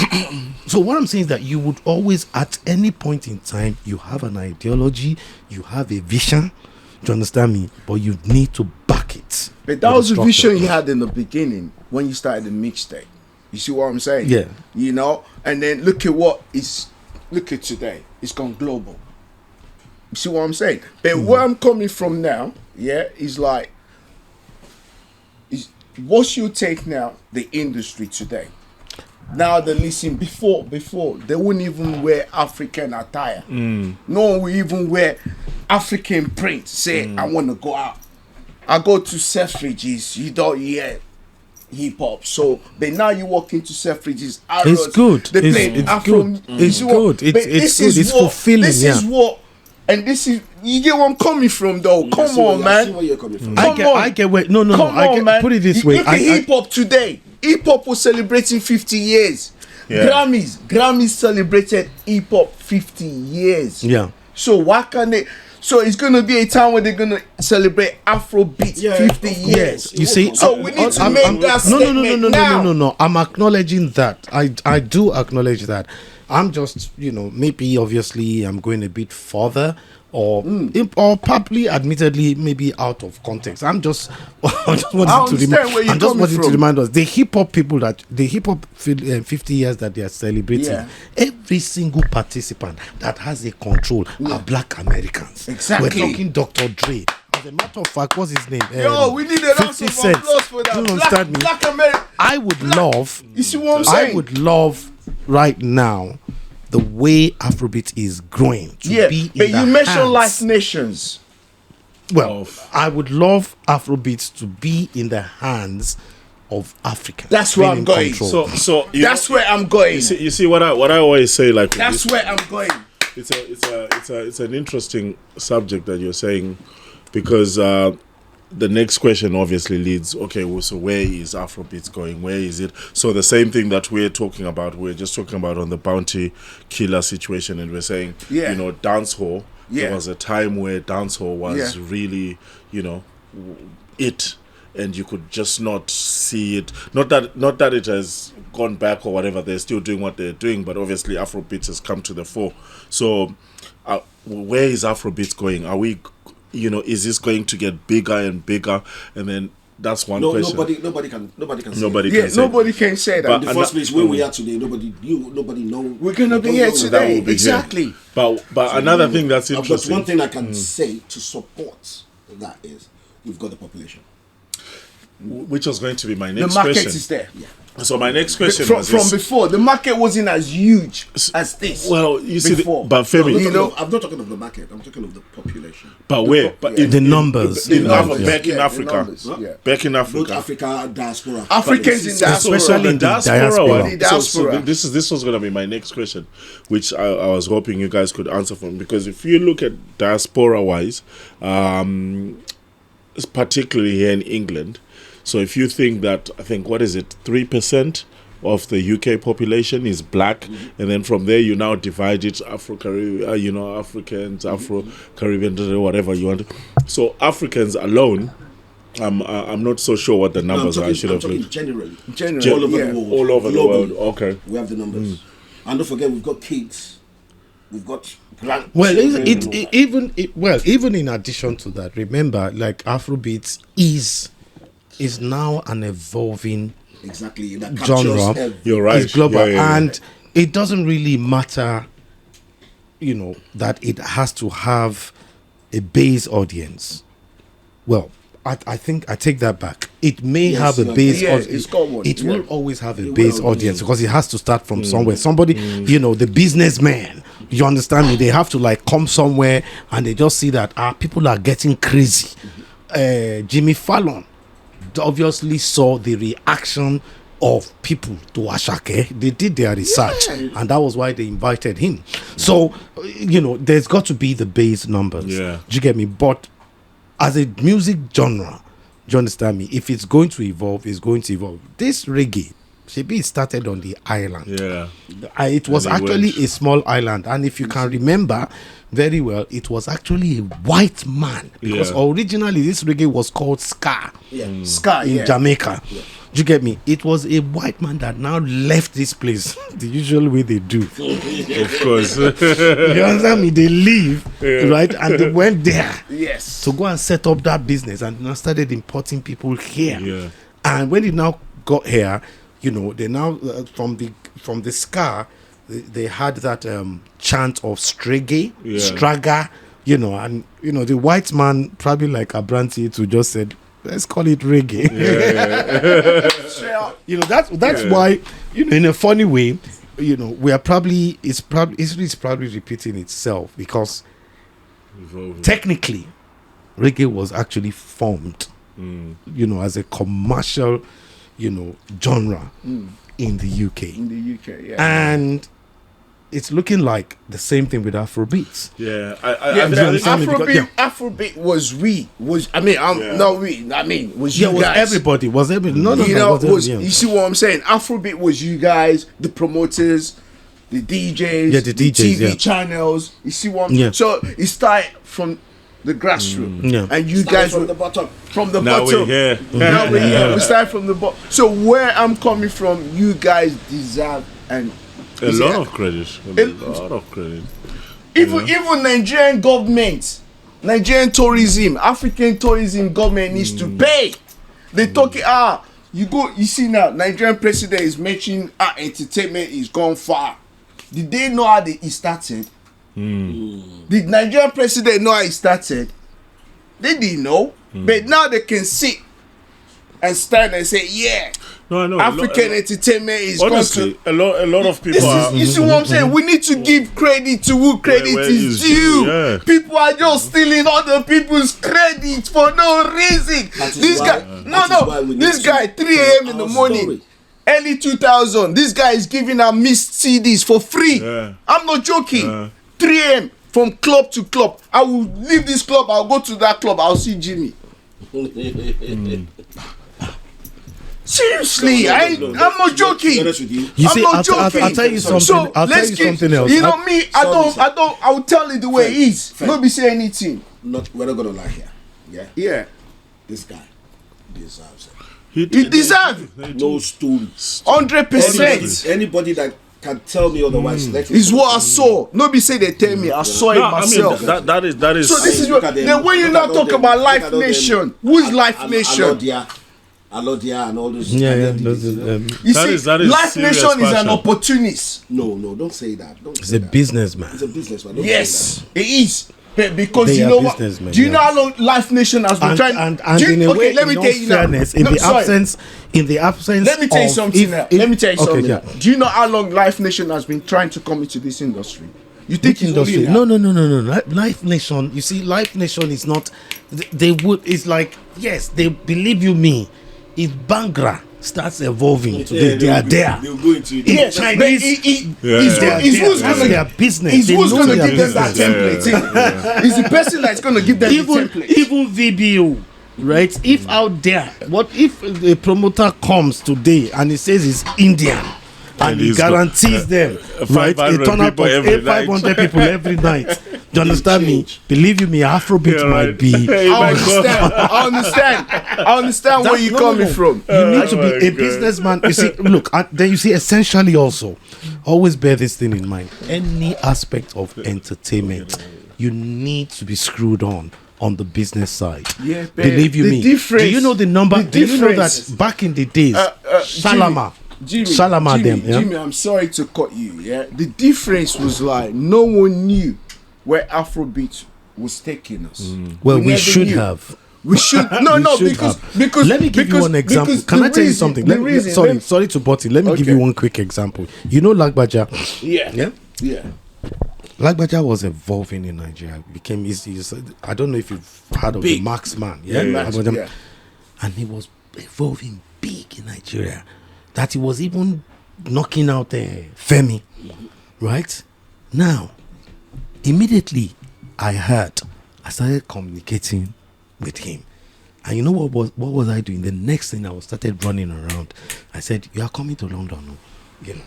So I now met with B. Adekbegba. B. Adekbegba is a live music producer. Do you get? And I told him, I started selling him. But he was being reluctant. You understand? He was just, he wasn't doing. And you know what happened? There's a promotion agency called Concert Clinic. They actually went to Nigeria. The guy actually went for the first time. Yeah, he stayed there for about 12 days because he had to see Lagbaja and he wanted to sign him to bring him to London. Just say for the fact that Lagbaja insisted. Do you understand me that? Well, not that he even insisted, because they asked that, how can we connect you to the Nigerian community? He now said, I have my man there. That was how, I would have been pushed out of the picture. What I'm trying to say is that, look, anything entertainment, he can testify, right? You need to be screwed on. Your deals have to be right. It has to be, even now, we DJs now, we sort contracts. So I was going to ask you something else, which is quite thing, and it goes again with thing. There was a couple of years ago, I think, there was an event that you guys did, which was sort of what was it called again? It had a lot of DJs. Was it like a Nigerian DJ association? Nigerian DJ Association. Yeah, I remember. Nigerian DJ Association. Yeah. So what's the story with that? Is it like actually a structured thing? Well, it's an association. Okay. It's an association, and it's an association which, is not necessarily a commercial venture kind of association. Do you get me? So it's just supposed to be like a platform, social networking, exchanging ideas about DJing, helping each other, each other. Yeah. It would have. I mean, I'm pretty sure that at some point, we will start, entertaining, all these stuff, knowing fully well that is what we can easily control. But for now, clearly on paper and in practice, is just an association. Yeah, so I mean, the reason why I brought that up really is, as I was saying, that you guys as DJs, as I'm saying here, is a lot of us, even up to now, as club owners, club managers, running things, we are obviously benefiting from all that work that you've put in, and of course, everything, money has to go around, people have to get paid, but again, that appreciation for the art, that appreciation for the thing, I feel like it's very strongly that it should be something that should just not be swept under the carpet and it's just DJ no, because you guys do a very important job, and you are pushing. You see, that's another thing. The world has changed. Technology has changed the world. You see, that's another thing you have to bear in mind. Now it's just clear, straight up. Nobody is going to acknowledge you. You have to acknowledge yourself. That is what social media is there for. Me, I started off, okay, fine. In a way, I may have started Afrobeat, blah, blah, but on social media, one of the biggest DJ ain't me. Are you talking about the young DJs now? No, I'm not talking. I'm just, talking holistically. Holistically, what I'm saying is that. But there's young DJs the way I see it right now is like, for you to be acknowledged, do you get me? There's now a different sort of like a platform. Your presence has to be felt. And you have to put in that effort for your presence to be there. Because look, I'm telling you, I see some DJs that are quite big up there. And they even have, in quotes, let me just say it, I'm an old man, let me just say it, I have nothing to, they have the audacity to mix. And I'm like, excuse me? Do you understand me? But look at the followers, man.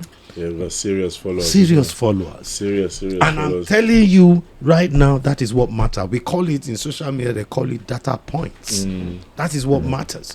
Because even the corporate, there used to be there is a famous DJ who actually endorsed, Pioneer or Sennheiser. Yes. You talking about social media? Yeah. Before social media, there used to be something called email list. Yeah, email list. We did all that as well. This is the king of email lists now. Hey! No, not email. Text. No, text. Texting. Is it text? Yeah. No, there's text and email. No, before me was Wale Oshiemi, and then He after started Wale, it. Yeah. Abbas. Yeah. Abbas would borrow emails. Yeah, Which yo, Abbas- text. Mine is text. Yeah. Yo, Nah, Casey you're will the say, king. okay, You're the don't king. worry, of send me the details. Yeah. Send me the details. And and guess what? And you know what? That idea of text Yeah. is from this From that, place yeah. here, when we were doing Fantasia. Yeah. I actually employed a lady who was paying her To collect collecting numbers. Yeah. Yeah. But she was collecting emails too, but I wasn't in. I believe text. There's no way my Then phone it was- I'm coming into I that remember that text. social media thing I we're remember talking that text. about. I did one show called the Go for Show. Yeah, you go for Yeah. yeah. Exactly. Obalende. And the It text was more worked. important for me. It did Do what? you understand me? If you say you are not paying, but you can put down your Your number. your Your number, number, you yeah. can go in. You Come can in. say, yeah. Wow. You guys. Do you know what? Do you know- Talking about Taffy? social media. Yeah. Talking about social media, there's something happened. We all know about it a few years ago. COVID hit. Oh yeah. That was I think it was soon after your birthday, isn't it? Yeah. We did your We did birthday, my birthday, and then the following and then week the we went to following week, lockdown. and it was a hard time for everybody else. And goddamn. again, so you guys as DJs, just how did that impact you guys? How did you feel? I know you guys evolved around. the and- point is that, and I mean, in most cases, the lockdown, was, how would I say it? I mean, it didn't work for people, but I mean, we had the grace. Some of us had the grace, to say that, look, come on, we've got to make something out of this. So we started doing Zoom shows, No, we started from Facebook. We started from Instagram, and then Facebook. Zoom. So what happened was that we started from Facebook and Instagram, and those ones started coming with all their stupid illegalities that you cannot play this song, you cannot play that song, and then they will cut you off. Copyrights and stuff. And then we just went on to Zoom, and we started maintaining. I mean, I had a regular Saturday. Yeah, Abbas had a regular Friday. Yeah. Abbas had a regular Friday. DJ I Bayo. was all over. He was Yeah, all over. yeah. DJ Bayo had a regular Saturday, Yeah, Bayo had a Saturday. as well. And then there's one Tadi- guy. Tadi was No, on. Tadi Mind has the Gap always too been was there. doing something at that time. Mind the was it? Gap. Okay, Mind the Gap. yeah. Yeah, Mind the Gap Mind the too, Gap. yeah. So that was, Seriously, to tell you, that was how we survived. And you know what? Glory be to God, we monetized it as well. We monetized it. Oh, now you're the business. Now I had the business, exactly. That's it. Now business guy. Now I had a business. now As a matter of that fact, cannot now happen again. It's now become, because obviously the world has changed, hasn't it? Yeah. Now there's a remote working culture. So anything that came with pandemic is to stay. So, like I said, you have the remote working culture. Now nobody works 5 times in the office If I was to anymore. work at home now. So that Zoom 2 is there. So Yeah. we are still like I'm actually going to have an Easter. Yeah, so Saturday. VBO will sponsor that. Yeah, no doubt. What's that? On Zoom. On Zoom. Yeah. Okay. Nah, no cool, doubt. cool. We can definitely do And that. I'll feature for like 15 So that's minutes. how we Really, survived. truly, Yeah? Easter is around the corner, Easter is around the corner. Maybe next time when we have the First Choice Fridays, it will be interesting if we try and Zoom it. do a live. No. Oh, live Zoom. Yeah. No. Why? No, we can even do Afro Industry House live. We can do it live. Yeah, you can. We can do Industry Yeah, you live. can do that, but let them come said to the door. no. No, they will come here. They will come here and we'll go live from here. No, sorry. No, I get you. No, I get you. What I think I get what you're saying. That he said, "Oh, maybe Easter we could even do Zoom." I said, No, "No, he said let them no. come to the door." And no, play. there's a way around it. Sorry, and then we because now take it live. sorry, no, Yeah. sorry, sorry. Yeah. No, Sorry, we'll record it sorry, and then we'll there's- play no. it after. Actually, Yeah. no. We There's can actually even go live. You are Sorry. lucky. Can I You are not let me okay. answer your We can question even go now? live. Question. Let me them answer come your to the door and question. play. There's actually in social media now, there's actually what you call in-person event. In-person event actually means you're having a physical event, but affording the opportunity of those that cannot make cannot it. attend. Yeah. Now, But they will pay. put it this way, yeah, they can pay. Yeah, they will pay because believe you me, there's nothing wrong right now in setting up that thing so that people in Nigeria, in They will America, pay to what?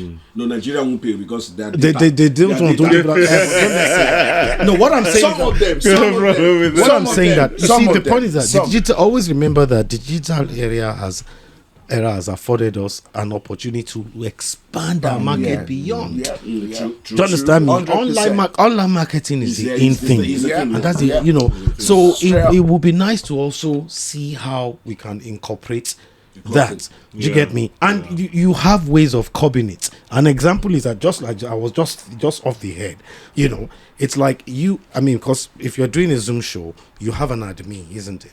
Right, and the number is always showing. Yeah, if it's a London number, you will not allow the person in. Yeah. But it's an American number, you allow them because remember, it's your brand that's that becoming you're more pushing. visible beyond, you know, that sort of Yeah. like region. Yeah. You know, so it's an idea. So let them come. Everything is on digital right now. No, but honestly, No, but we can do it. We can do yeah, it. I mean that time was obviously very, very interesting, and you know it was because you know, and I remember seeing how you guys were able to quickly adapt, and within maybe the first month, because we didn't know how long this thing was going to last for, so maybe the first month went by and then Second month nothing. went by, By it was second different. month, but guys started to I to think it show was that.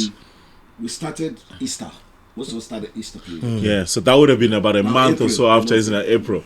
Yeah, so you guys were really, again, so was this something that, trying to tie things up, like what we're saying about the Nigerian DJ Association. So was this something that you guys sort of like discussed as a thing, or was What's it? that? You mean the or was pandemic it? thing? Yeah. So was it just that sort of like, listen, I need to jump on this, or was it? Do you know what I mean? I would say most of us jumped on it. Just Really, yeah. It's like you see someone do it, and it's like, And then you just jump on let's it. do it too. Yeah.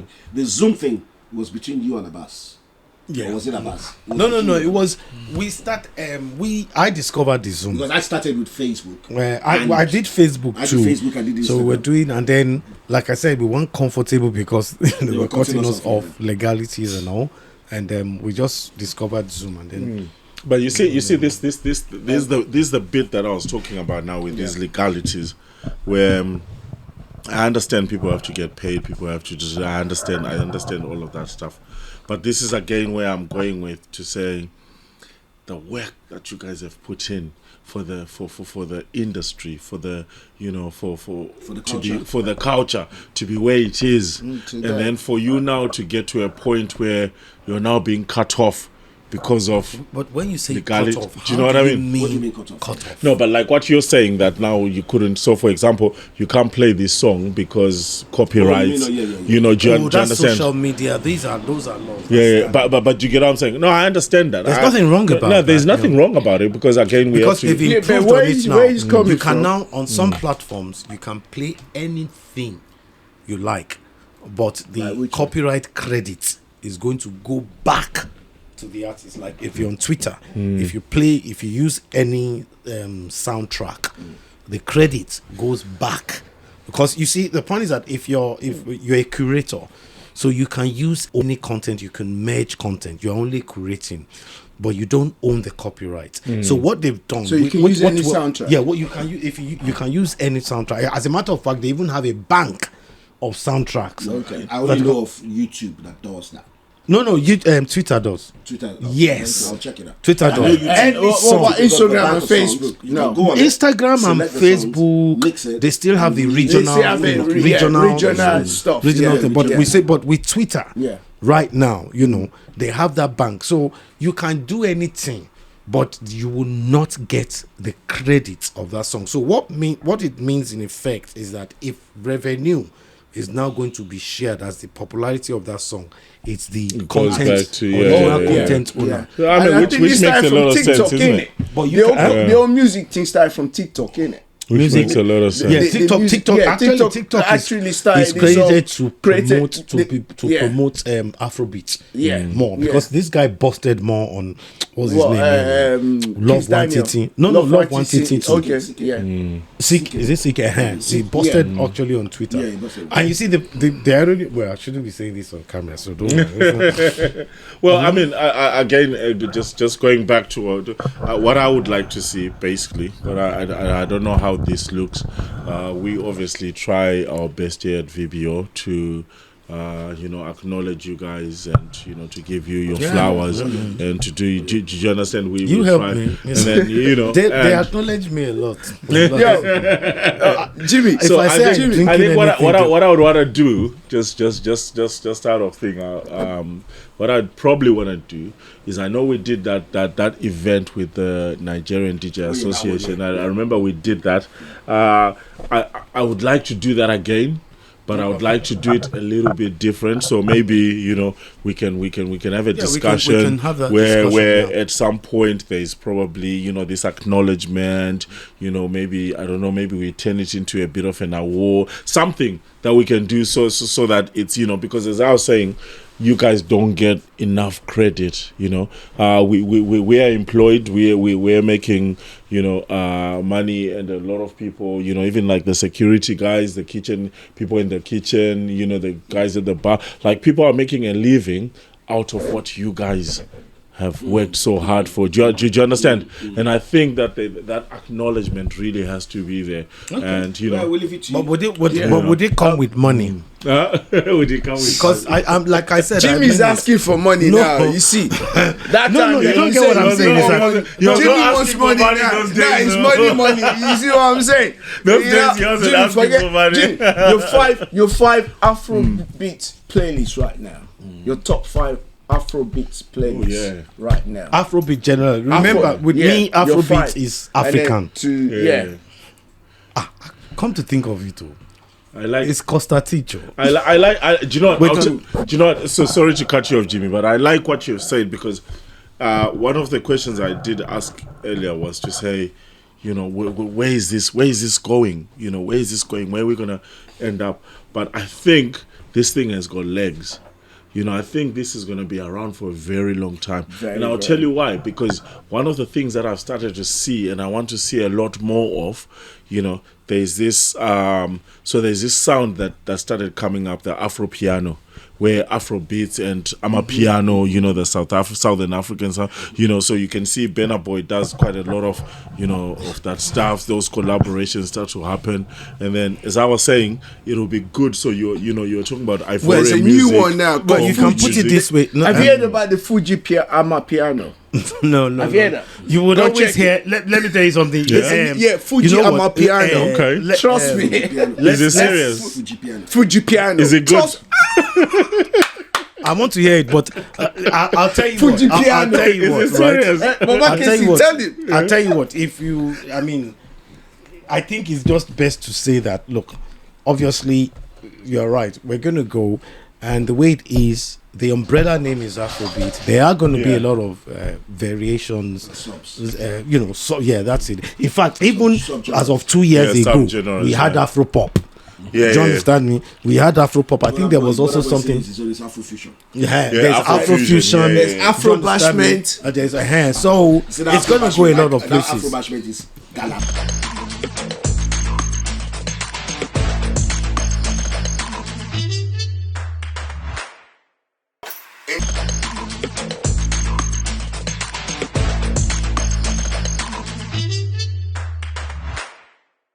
Sometimes we wait for someone to do something. We wait for and then but we can do it. We can. We can make decisions and basically say that, do you know what, we're going to acknowledge our people. We're going to put this. Do you know what I mean? So whatever it means to you that we've acknowledged you, but at least that has been done. Do you understand? That has been done. But there's still another way we can take it to a different level, acknowledging these people. Just like you said, there's things that we can come together. Things that can be done. That can be done to represent and acknowledge They so cool. You see what I'm saying? These are it's not great. just KC. These guys are great. There's KC, there's Jimmy the Boyd, Eddie Guy, there's Black Knight, there's DJ Abbas. There's a lot of them. You see what I'm saying? DJ There's DJ Gabe. There's loads. There's Smade. There's DJ Bio. Yeah. Unbeatable. I can't name. You know, there's so much. Mind the Gap. There's so Mind the much. Gap, yeah. Mind the Gap. DJ Whatever. You know, there's so much in this industry, yeah. But it's their unity. But No, amongst us DJs. Oh yes, there is. no, I think they. No, to be honest, let me answer that. There is Okay. unity, Okay. and I'll tell you one thing. Why I believe there's unity. The young ones, they call. Oh, bruv, this is my problem. Blah blah blah. I put them through. I call. Hey, I heard you play last week. You did something. Teach me. No, they're amongst us, but some of them are stubborn. So when you know someone is stubborn, what You do? just leave No, them. you don't leave. Try and let him understand. Yeah. Now, if this was 10 years ago, I will leave you. Yeah. But now, I'm more like a father to them. Yeah. Yeah. So you know what? No, because and trust me, I never did any other job. I was in life DJ. Wow. 24/7. I never did anything. So you can make money from this thing. You need to actually structure yourself properly. And once you structure yourself, trust me, most of our time we didn't have social media. You guys have No. social media now. Now you can go and study to be a DJ. Yeah. You know, you can go and study that. When Listen, when we were forget growing up, studying, Femi. Forget studying it. You know now they've got apps.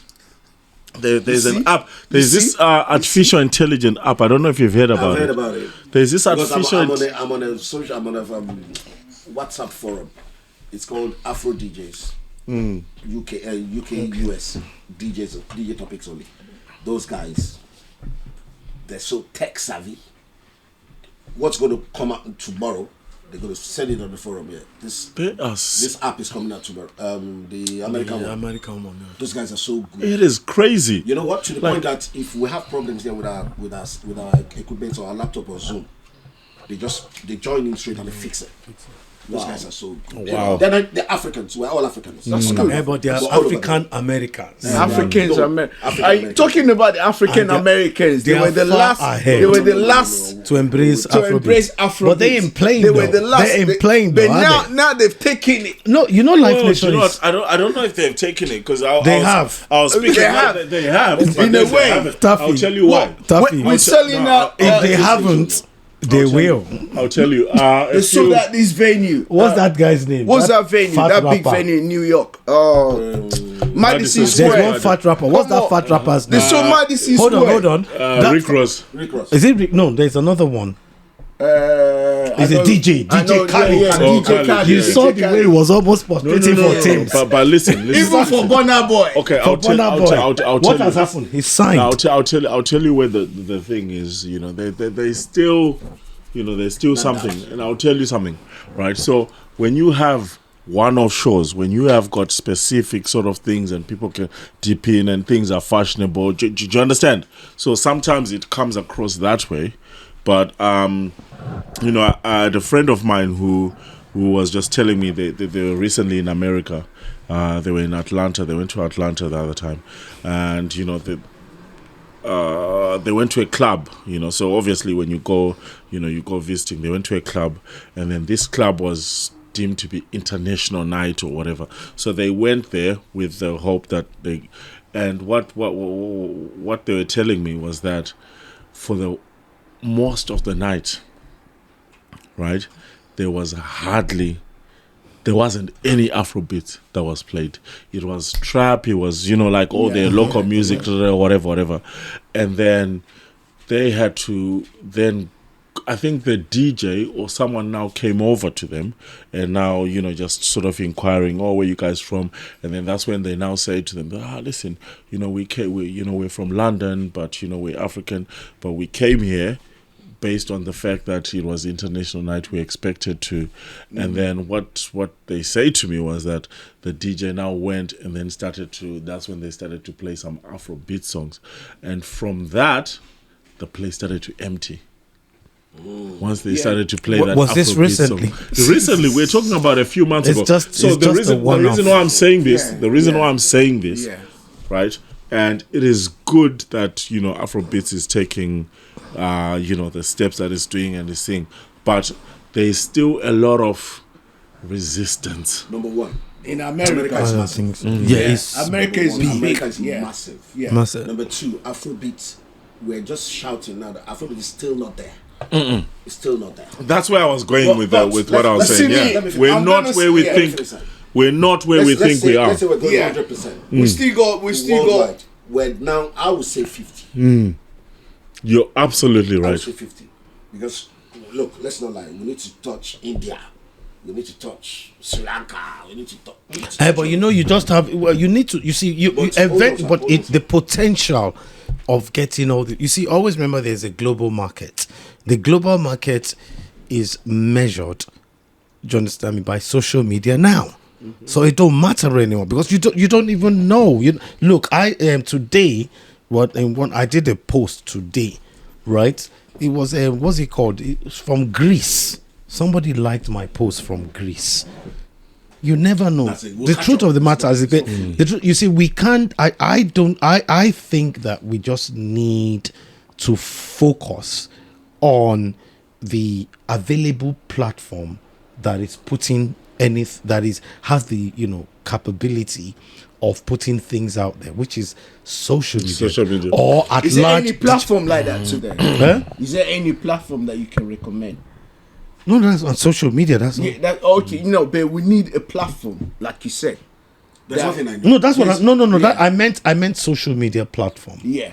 Do you get me? Promoting the look, even top of all the artists, the bulk of all the artists that have been breaking internationally is via social media, innit? Yeah. Do you get me? It's via social media. So I do appreciate where you're coming from, but I appreciate it. I understand, exactly what you said, but the only way you could guide against it is like, look, social media is available for you to reach out to the world. I understand. Use it. Yeah, that's all. So where I'm going with it is that the one of the biggest mistakes that a lot of people can make is there's a saying that says the best trick the devil ever played was to convince everyone that it doesn't exist.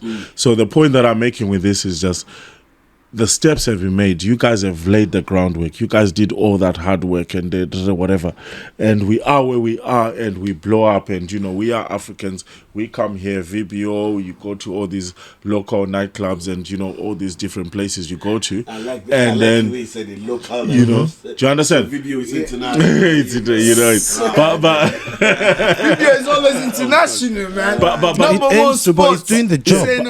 I wanted to even point that I was making. There's something I'm going to ask you guys. After maybe but before. the point that I was trying to make is that there's still a lot of work to be done. Oh, there's always still a lot of work. And always still a lot of work. Always still a lot of work. If Afrobeats and as well as it's doing, and it can be greater, it can be bigger, and people shouldn't rest on their laurels. I don't think anybody's resting. Do you understand? We still need to push it.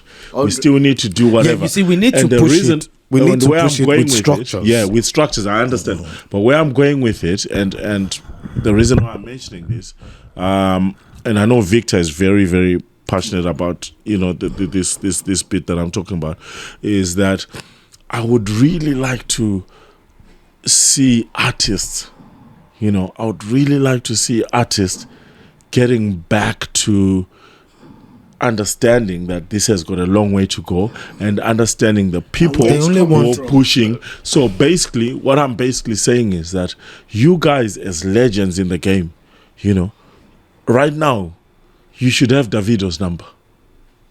Do you understand? You should have Benna's number. You should have Wheezy. Like now, you should be. Do you understand? Yeah. When these guys release music, or when they're even thinking about releasing music, these guys needs to still be pushing it to you guys. That's what the Nigerian DJ platform should have. Things have changed. That's what I'm saying. You see, so like I said again, the easiest answer to that is that social media. That's it. So that's social media. Now, but the then, only sorry, sir. sorry. What I think, I'm being honest now. What I think will work is actually having an Afrobeats radio station. Fully. Well, we have one already. No. When I say Afrobeats, and I mean it to Online. Do you know how many songs come out every day from Africa? But you know what? You can't even count them. No, you know what? There's no platform apart from social media that would even help them push the song. Push it. We've even Bay started. TV used to do that back in the No days. doubt. Social media is good. But you know what? Let's not lie. In the diaspora, if you want to talk of Afro beats, it's here in the UK. It started here in the UK. It is. It's the hub. Which is It's the hub. which is Yeah. which is Guys, the please, reason why I was please, saying to you please, I need about to say- America. yeah. You know, when you guys, the point that I was making and the story that I told you was really to emphasize on that point to say UK is doing a lot. You know, diaspora. The UK diaspora is doing a lot to push this industry. It is doing too much. Yeah. You know, And they're not getting not in. Yeah. I said Africa. Now, Africa, if you have yeah. a radio station and you're dealing with African music, Yeah. you would have loads and loads of content. Let me bro, Jimmy, you just Jimmy, gave me. I an need this idea. question. Don't worry. Yeah, We're gonna that's work on good. that. And it has You to be know- online. Jimmy, KC, I'm gonna say this now. It's been a big thing. Controversial. People were mad. They went crazy. When you started your mixtape, Jimmy, yeah, you call it Niger Mix, yeah. And then when you guys were playing in the club, you know it was Niger music and everything. Niger pop, yeah, and stuff like that. But I've been hearing you mention Afrobeats. That I know from the beginning. He never supported it. What happened is that You see what I'm saying? He hasn't You see what I'm finished saying? it. Because right now, from the beginning of the show to the end, you've been calling it Afrobeats. Because that's what they call it. And I know when you started, you used to call it Niger Mix. I called it Niger Mix even when they started calling it Afrobeats. too. Even when Yes. serious arguments. But I know In you've front been of making. your club. Yes, Holloway, yeah. yes. I know you've been. You know. So how do you feel now that the name is gone? Is gone. Should I say viral? Should I say No, the name is Should I say the name it- has come to stay. It's come to stay. stay, and Afrobeats. it has, in my opinion, Yeah.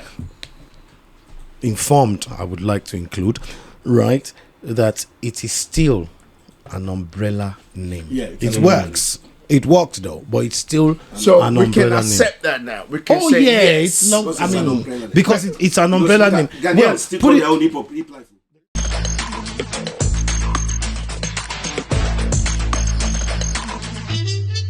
Yes, guys. Wow, it's been a fantastic night. I'm enjoying this conversation. It's all about Africans in diaspora. Like I said, it's all about it's all about the culture. It's all about the lifestyle. It's all about, we Africans in diaspora. What have we contributed? What have we done for the society and the community? Because we've come a long way. And you know what? Everyone deserves that respect. But you know what, guys? We're going to go for a short break right now. And then we'll see you straight after this break.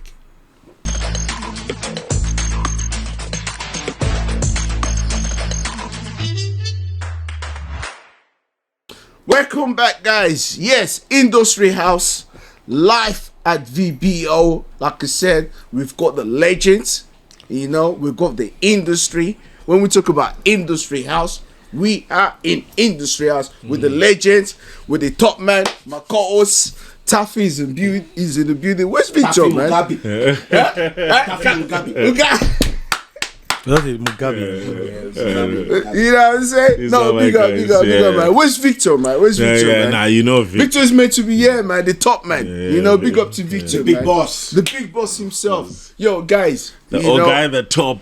Our guy at the top, guys. Guy at the top. Guys, you see, Industry House, it's not just about today. The movement is there today, but this thing has been coming from.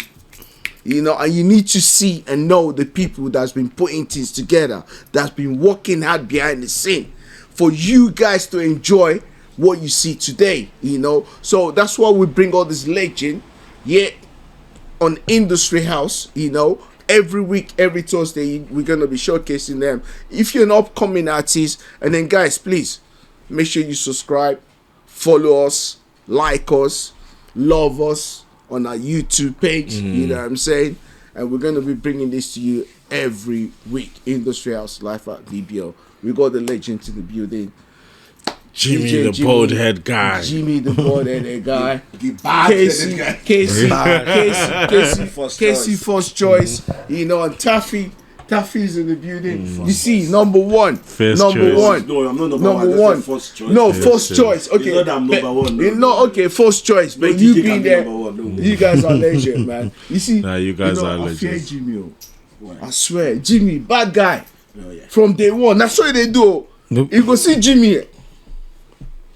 To be honest with you, you say him, yeah? He's my G. I know. Although he's a 24. madman and he's a Big stubborn OG. guy. Big up. He's a madman and a stubborn guy. I love your Very relationship, stubborn. though. I love your No, relationship. it's cat and mouse. We know I that. love your relationship. Trust me, before we get to You that, know, the we- relationship that you guys before we have. fight. I love it. Yeah, I've seen it. No, but I've seen no, it. no, but now I realize that I'm Yeah. a senior brother. No, I'm calm now. No, big up to you. that's true. I do Yo, like- guys, yeah. your top 5, man. You're not gonna go. You have to give me your top 5 playlist. It's something Afrobeats.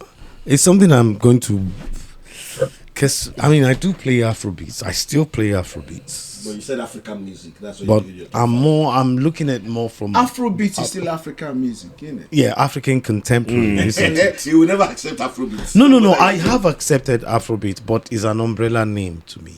Do you get me? And I'm always Trust me, conscious of the we'll fact call that it's Afrobeat with an S. With an X. With an S, yeah. But anyway, I'm actually going to say, for the fact that he's gone, he's no longer No, with start us. from your number 5 to number Yeah, that.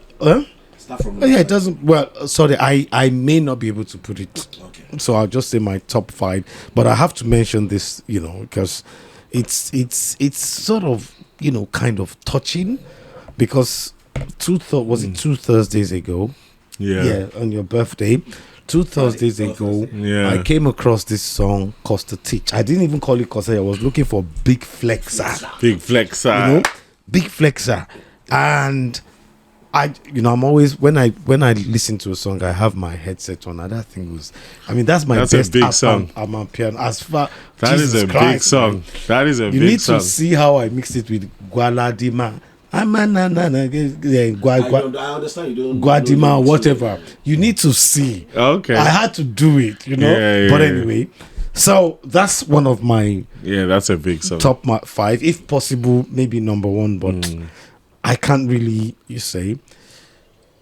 I know O'Shea, Kiss Daniels, Lie, Kiss Daniels, Somebody's going to take over You his know? top 5, mate. I know. and by the look of things, I really don't feel Cough. I don't feel Cough. Cough is a good song. Yeah, but I don't. I mean, when I'm talking, I'm trying to scan around because I've not been faced with this, sort of questions. But I definitely know Costa Teach. That one. Who else? Oh, Ira Star. Rush. Okay, Rush. Okay. Yeah, anything. Look, I'll tell you the truth. Anything Ira and Thames do, it works for me, man. You know what I mean? Yeah. There's this thing Thames did. I think it's Liquid. Any long time. That it's Thames. It's Thames actually, because I actually Crazy things. I think it's not Crazy Things. There's a rap in it by BOJ or something like that. Yeah, Yeah, put it this way: raps, Ira Rush. Yeah, I love that. I do. I love that. I think there's one song when you say top 5, it still works for me. It's Understand, Fireboy. baby. Yeah. Joe Boy. No, it's not Joe Boy. Which Understand. Understand is understand. I'm not. Understand. Who's Well, It's understand. that? Yeah, but we need to know. Who's that? Your last one. It's understand, baby. You know this. Understand. It goes well with Rema Sanganism.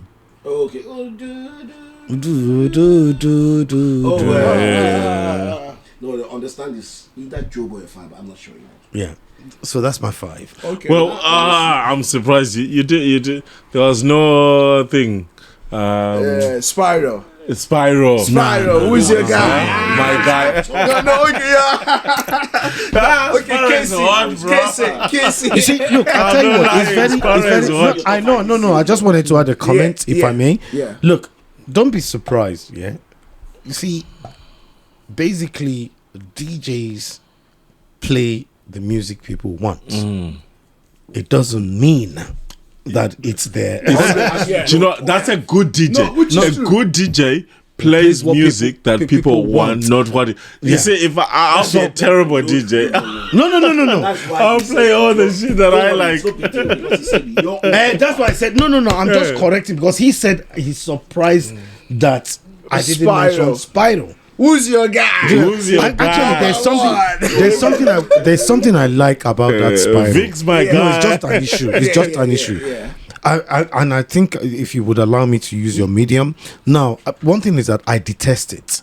It puts me off. You know, it's like they were saying that Peru became popular when that Ed Sheeran jumped on it. I say no. But Ed Sheeran Wait, hang on. Yeah, not. I'm pretty certain that within the UK African community club circuit, Peru made it without Ed Sheeran. Yeah, of course. Now they are now saying the same thing with that Baby Calm Down, Rema, because of that girl. Yeah. Do you understand me? And I don't know because I don't play those songs and people dance, they go crazy. You know what I mean? Now I'm now happy. Do you understand me that with Spyro, he didn't use a foreign person, he used Tiwa. And I'm gladly playing it. Yes, big up to Tiwa. Well, someone's gonna jump on it soon. Anyway. You know, I don't know. Big up to In the fact, Queen. there was a time That's when a hot song, though. You know Big up when to Peru, Tiwa, man. Big when up to the Peru, they Queen, said man. I should play.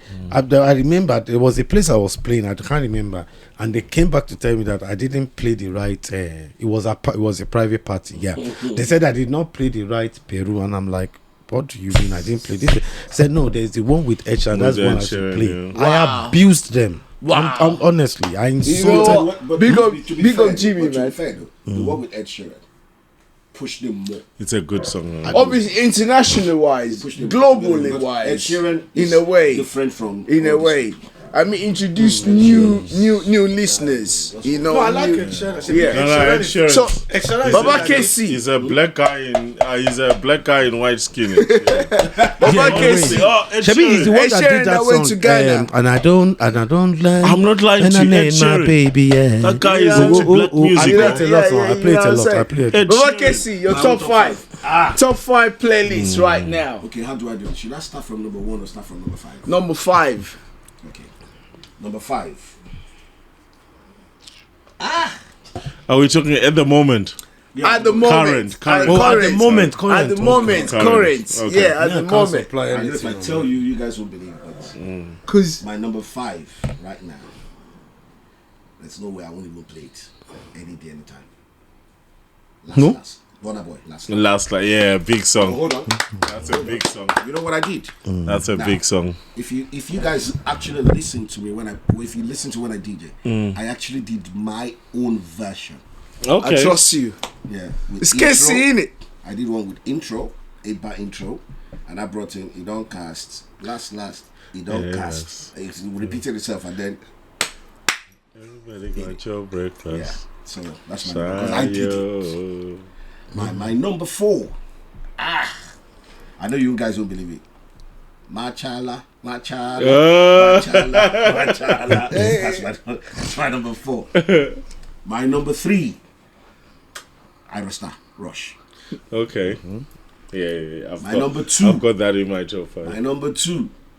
Who's your guy? Hey, who's your guy? Spyro. Spyro My in the number 1. beauty. Wagwalada. Yeah. Wagwalada. Oni Kintakasu Fesi Awo. Who's that? Buju.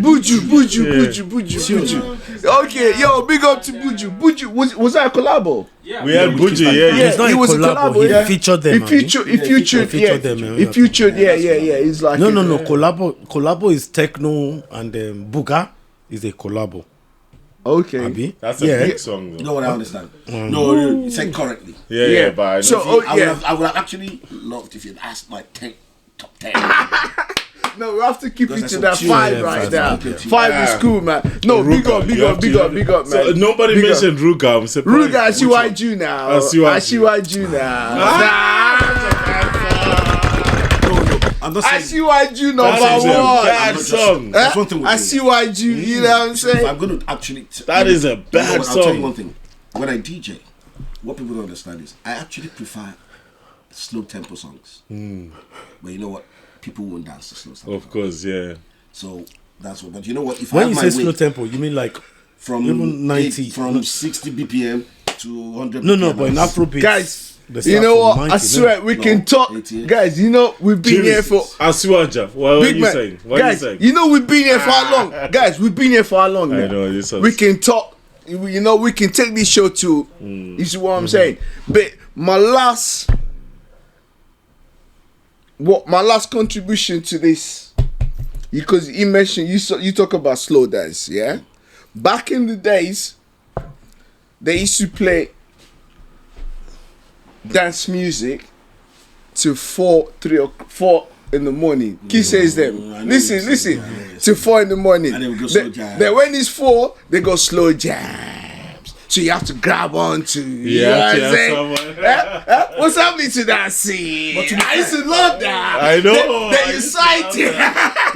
That's the time. You know, you dance. Then when it's 4 o'clock, these DJs, the weekend though, they will not say it's time to take it to another That doesn't level. happen You anymore, know, does it? Why? now the slow. You know That's what? when the wine starts. Even if you play slow jams right now at 2 a.m., people will think the club is. Yeah, it's Yeah. closing. It's closing. It's time to go home. In fact, It's not to every even guys. whatever is slow is still like jumpy. Because there's these two tunes that I like playing. There's I no actually slow learned it mo. from There's here. no slow mo There's right this now. There's no Beyonce, slow mo. There's this Beyonce. Yes, sir. Featuring Jay-Z. Oh, yeah. I know the song. You know the song, yeah? You know, I think, what do you call it? Bonnie and Clyde, yeah. No, it's not Bonnie All and I Clyde. need is- No. What? Yo, It's Beyonce? very slow. Yeah. 70 BPM. Crazy. It's not crazy. It's not crazy. Slow. It's drop. It's, Well, how long shakes. ago was that that? thing shakes. Something like There's that. music. And then you now drop it with rainy days. You know what? That's like Yeah. pure. That's like Guys, pure we can- urban. but what sing. can see? Big up, this guy man. does big it. Up, I big learned up, it big from up. him. Thanks for coming back again, My man. bro. Listen. Yo, Jimmy, It's a pleasure. Jimmy, it's a pleasure, man. Right, Yo, just to let guys, guys we're know. gonna do something Just to together. let you know though. that We're gonna do something I'm here together. every Okay, yeah, first you haven't read it, yeah. Friday of every month. First Video. choice Fridays. First choice. No, first Friday with first choice KC. Every Friday I'm here. That's how we call them. First choice Make Fridays. make sure you don't miss that. We're gonna be And there. it's actually We're 2 gonna floors. be here. So on the top Industry floor, we house, play 80s and 90s, strictly old school, and Oh. downstairs Afrobeat. Afrobeat. Did you hear that? So I don't know. I think I might bring Solek. Yeah, let's do that. Solek, Baba. Honestly, let's do that. Solek is our guy. But as I was saying, Yeah. as I was saying is that there's a lot of, and it happens even in our personal lives, and I've had to learn this thing. This is something that I've had to learn. There's a lot of times where we meet up, we talk, we have a good time, we have whatever. But when you talk about productivity, Nothing comes out of it. nothing comes out of it. I've got a lot of friends and I've got a lot of group chats that I'm involved in where people will plan something. Oh, it's a good idea. Nothing comes out of it. And It's an African thing. do you understand? So what I want to do is Industry House, my guy. The Femi. there, man. This is Yes. you. You're doing Yeah, this. man. But what we want to do we're all of is us together. we want to make sure Yeah. that our conversations lead to something. Yeah. Do you understand? Let's You do know, this. Exactly. Yes, We want yes. that productivity. So Yes. as I was saying to you guys, You know, I know in the break, you know, we discussed it. Yeah. And, you know, I just want the people to know that, you know, Industry House, you know, it's gonna start Industry Nights. He's gonna start Industry Nights. Industry Nights. Industry Night. Yeah. So Watch out for these guys. Exactly. It's loading. So people have to watch out for it. It's loading. It's loading. You know, so I don't like this idea of, you know, we just meet up, we chat, we drink, and, you know, Did you hear I that, need guys? people to get paid. Money has to go around. I like him, you know what? Because You you know see what the I car mean? he drives, he makes more money. You know what I mean? Yo, I want to give a big shout out to all the production guys. Big shout out to Sky, Gios, and our beautiful, lovely lady behind the scene. You know me, I'm really bad with names, you know, but this girl, man, she's there representing us. Huh? Nicole! Big up to Nicole in the building, man. Nicola. Big up to Gios, man. Big up to Sky, man. You know, Funky Bag Days is here, you know. Big up to Jimmy, the boy, the guy. KC Force Choice, you know, Taffy, VBO Lounge. Guys, make sure you follow Victor in absentia. Yeah. You know what I'm saying? Big shout out to Victor, man. Big shout out to Victor. The CEO himself, The guy man. that Alright, told- guys, the make sure you oracle. follow us. Make sure you follow us. oracle. Subscribe, like, you know, give comment. If you want to be part of the show, just holla us, man. We there. Yo, guys, we there for you guys. Oh, we're Africans in diaspora. We are And every Africans. Friday in here is banging with Of course. Yeah. every Friday. Every Friday, Every Friday, Thursday, Saturday, Friday, Saturday. Saturday, Sunday, And you know what? and Sunday. Just to let you know. Yeah. To let you know. I don't know if people knew this before, but First Choice, I remember you made a pledge on Victor's birthday. Yeah. And we're taking him up on that pledge. Oh yeah. You know, But you mentioned so- the figure that you don't understand. I know, no. I know We'll you were talk. joking. Let him round up. Besides, Round we'll up. talk. We there. Round You up. know- Round up. Round Industry up. House. No, we'll talk. Round up, We'll Femi, talk. round up. Listen, First Choice, you know, you can find First Choice, you know, On Instagram. on DKC Instagram, First yeah. Choice, But Facebook. First Choice and VBO were intertwined. You know, one of the reasons why VBO is where we at, you know, this man. No, don't worry. I'm worked buying hard. them off. I'm buying them off. Yeah. But anyway, First Choice is we are saying. Big You up, know, though. Big up. First Choice Fridays. Yeah. Yes. Fridays. Obviously, we've got the First Choice. The first Friday, First of Friday the, of which the is month. whatever. Okay. But So it's not what's- gonna be every Fox Friday. Yeah, but Every what's in the Friday, works? we're still working- discussing. Yeah, you know what I we're mean? working on that. Guys, Round up. get me involved, man. It's all Come about the on, man. Benjamins, I need to be. baby. Femi, Baba, round up. I they come, oh. I did with you on this one, oh. Yeah, we're Eh? working on Femi, that. Yo, round guys, big up, man. We're gonna round up now. Thank you, guys. Jimmy, KC, Taffy. Yo, We're guys, out. tune in to the next episode. Watch out. We're gonna be at Industry House, Life at VBO. Yo, God bless you, man. Peace. One love. I don't use a guru like Imaraji. Yeah. If no money you want, I go turn Alaji. Give me money, daddy. Because see with it, there's no money. I'm going back to Nigeria. Oh no, Abu. Use your daddy. No money, exchange rate. Industry House. Yes, Yes. Industry House. We there. Yo, I'm loving that, man. Yo, that's the latest. I'm just That's the having new fun. one. Yeah, that's my Yo, newest. tell us about it.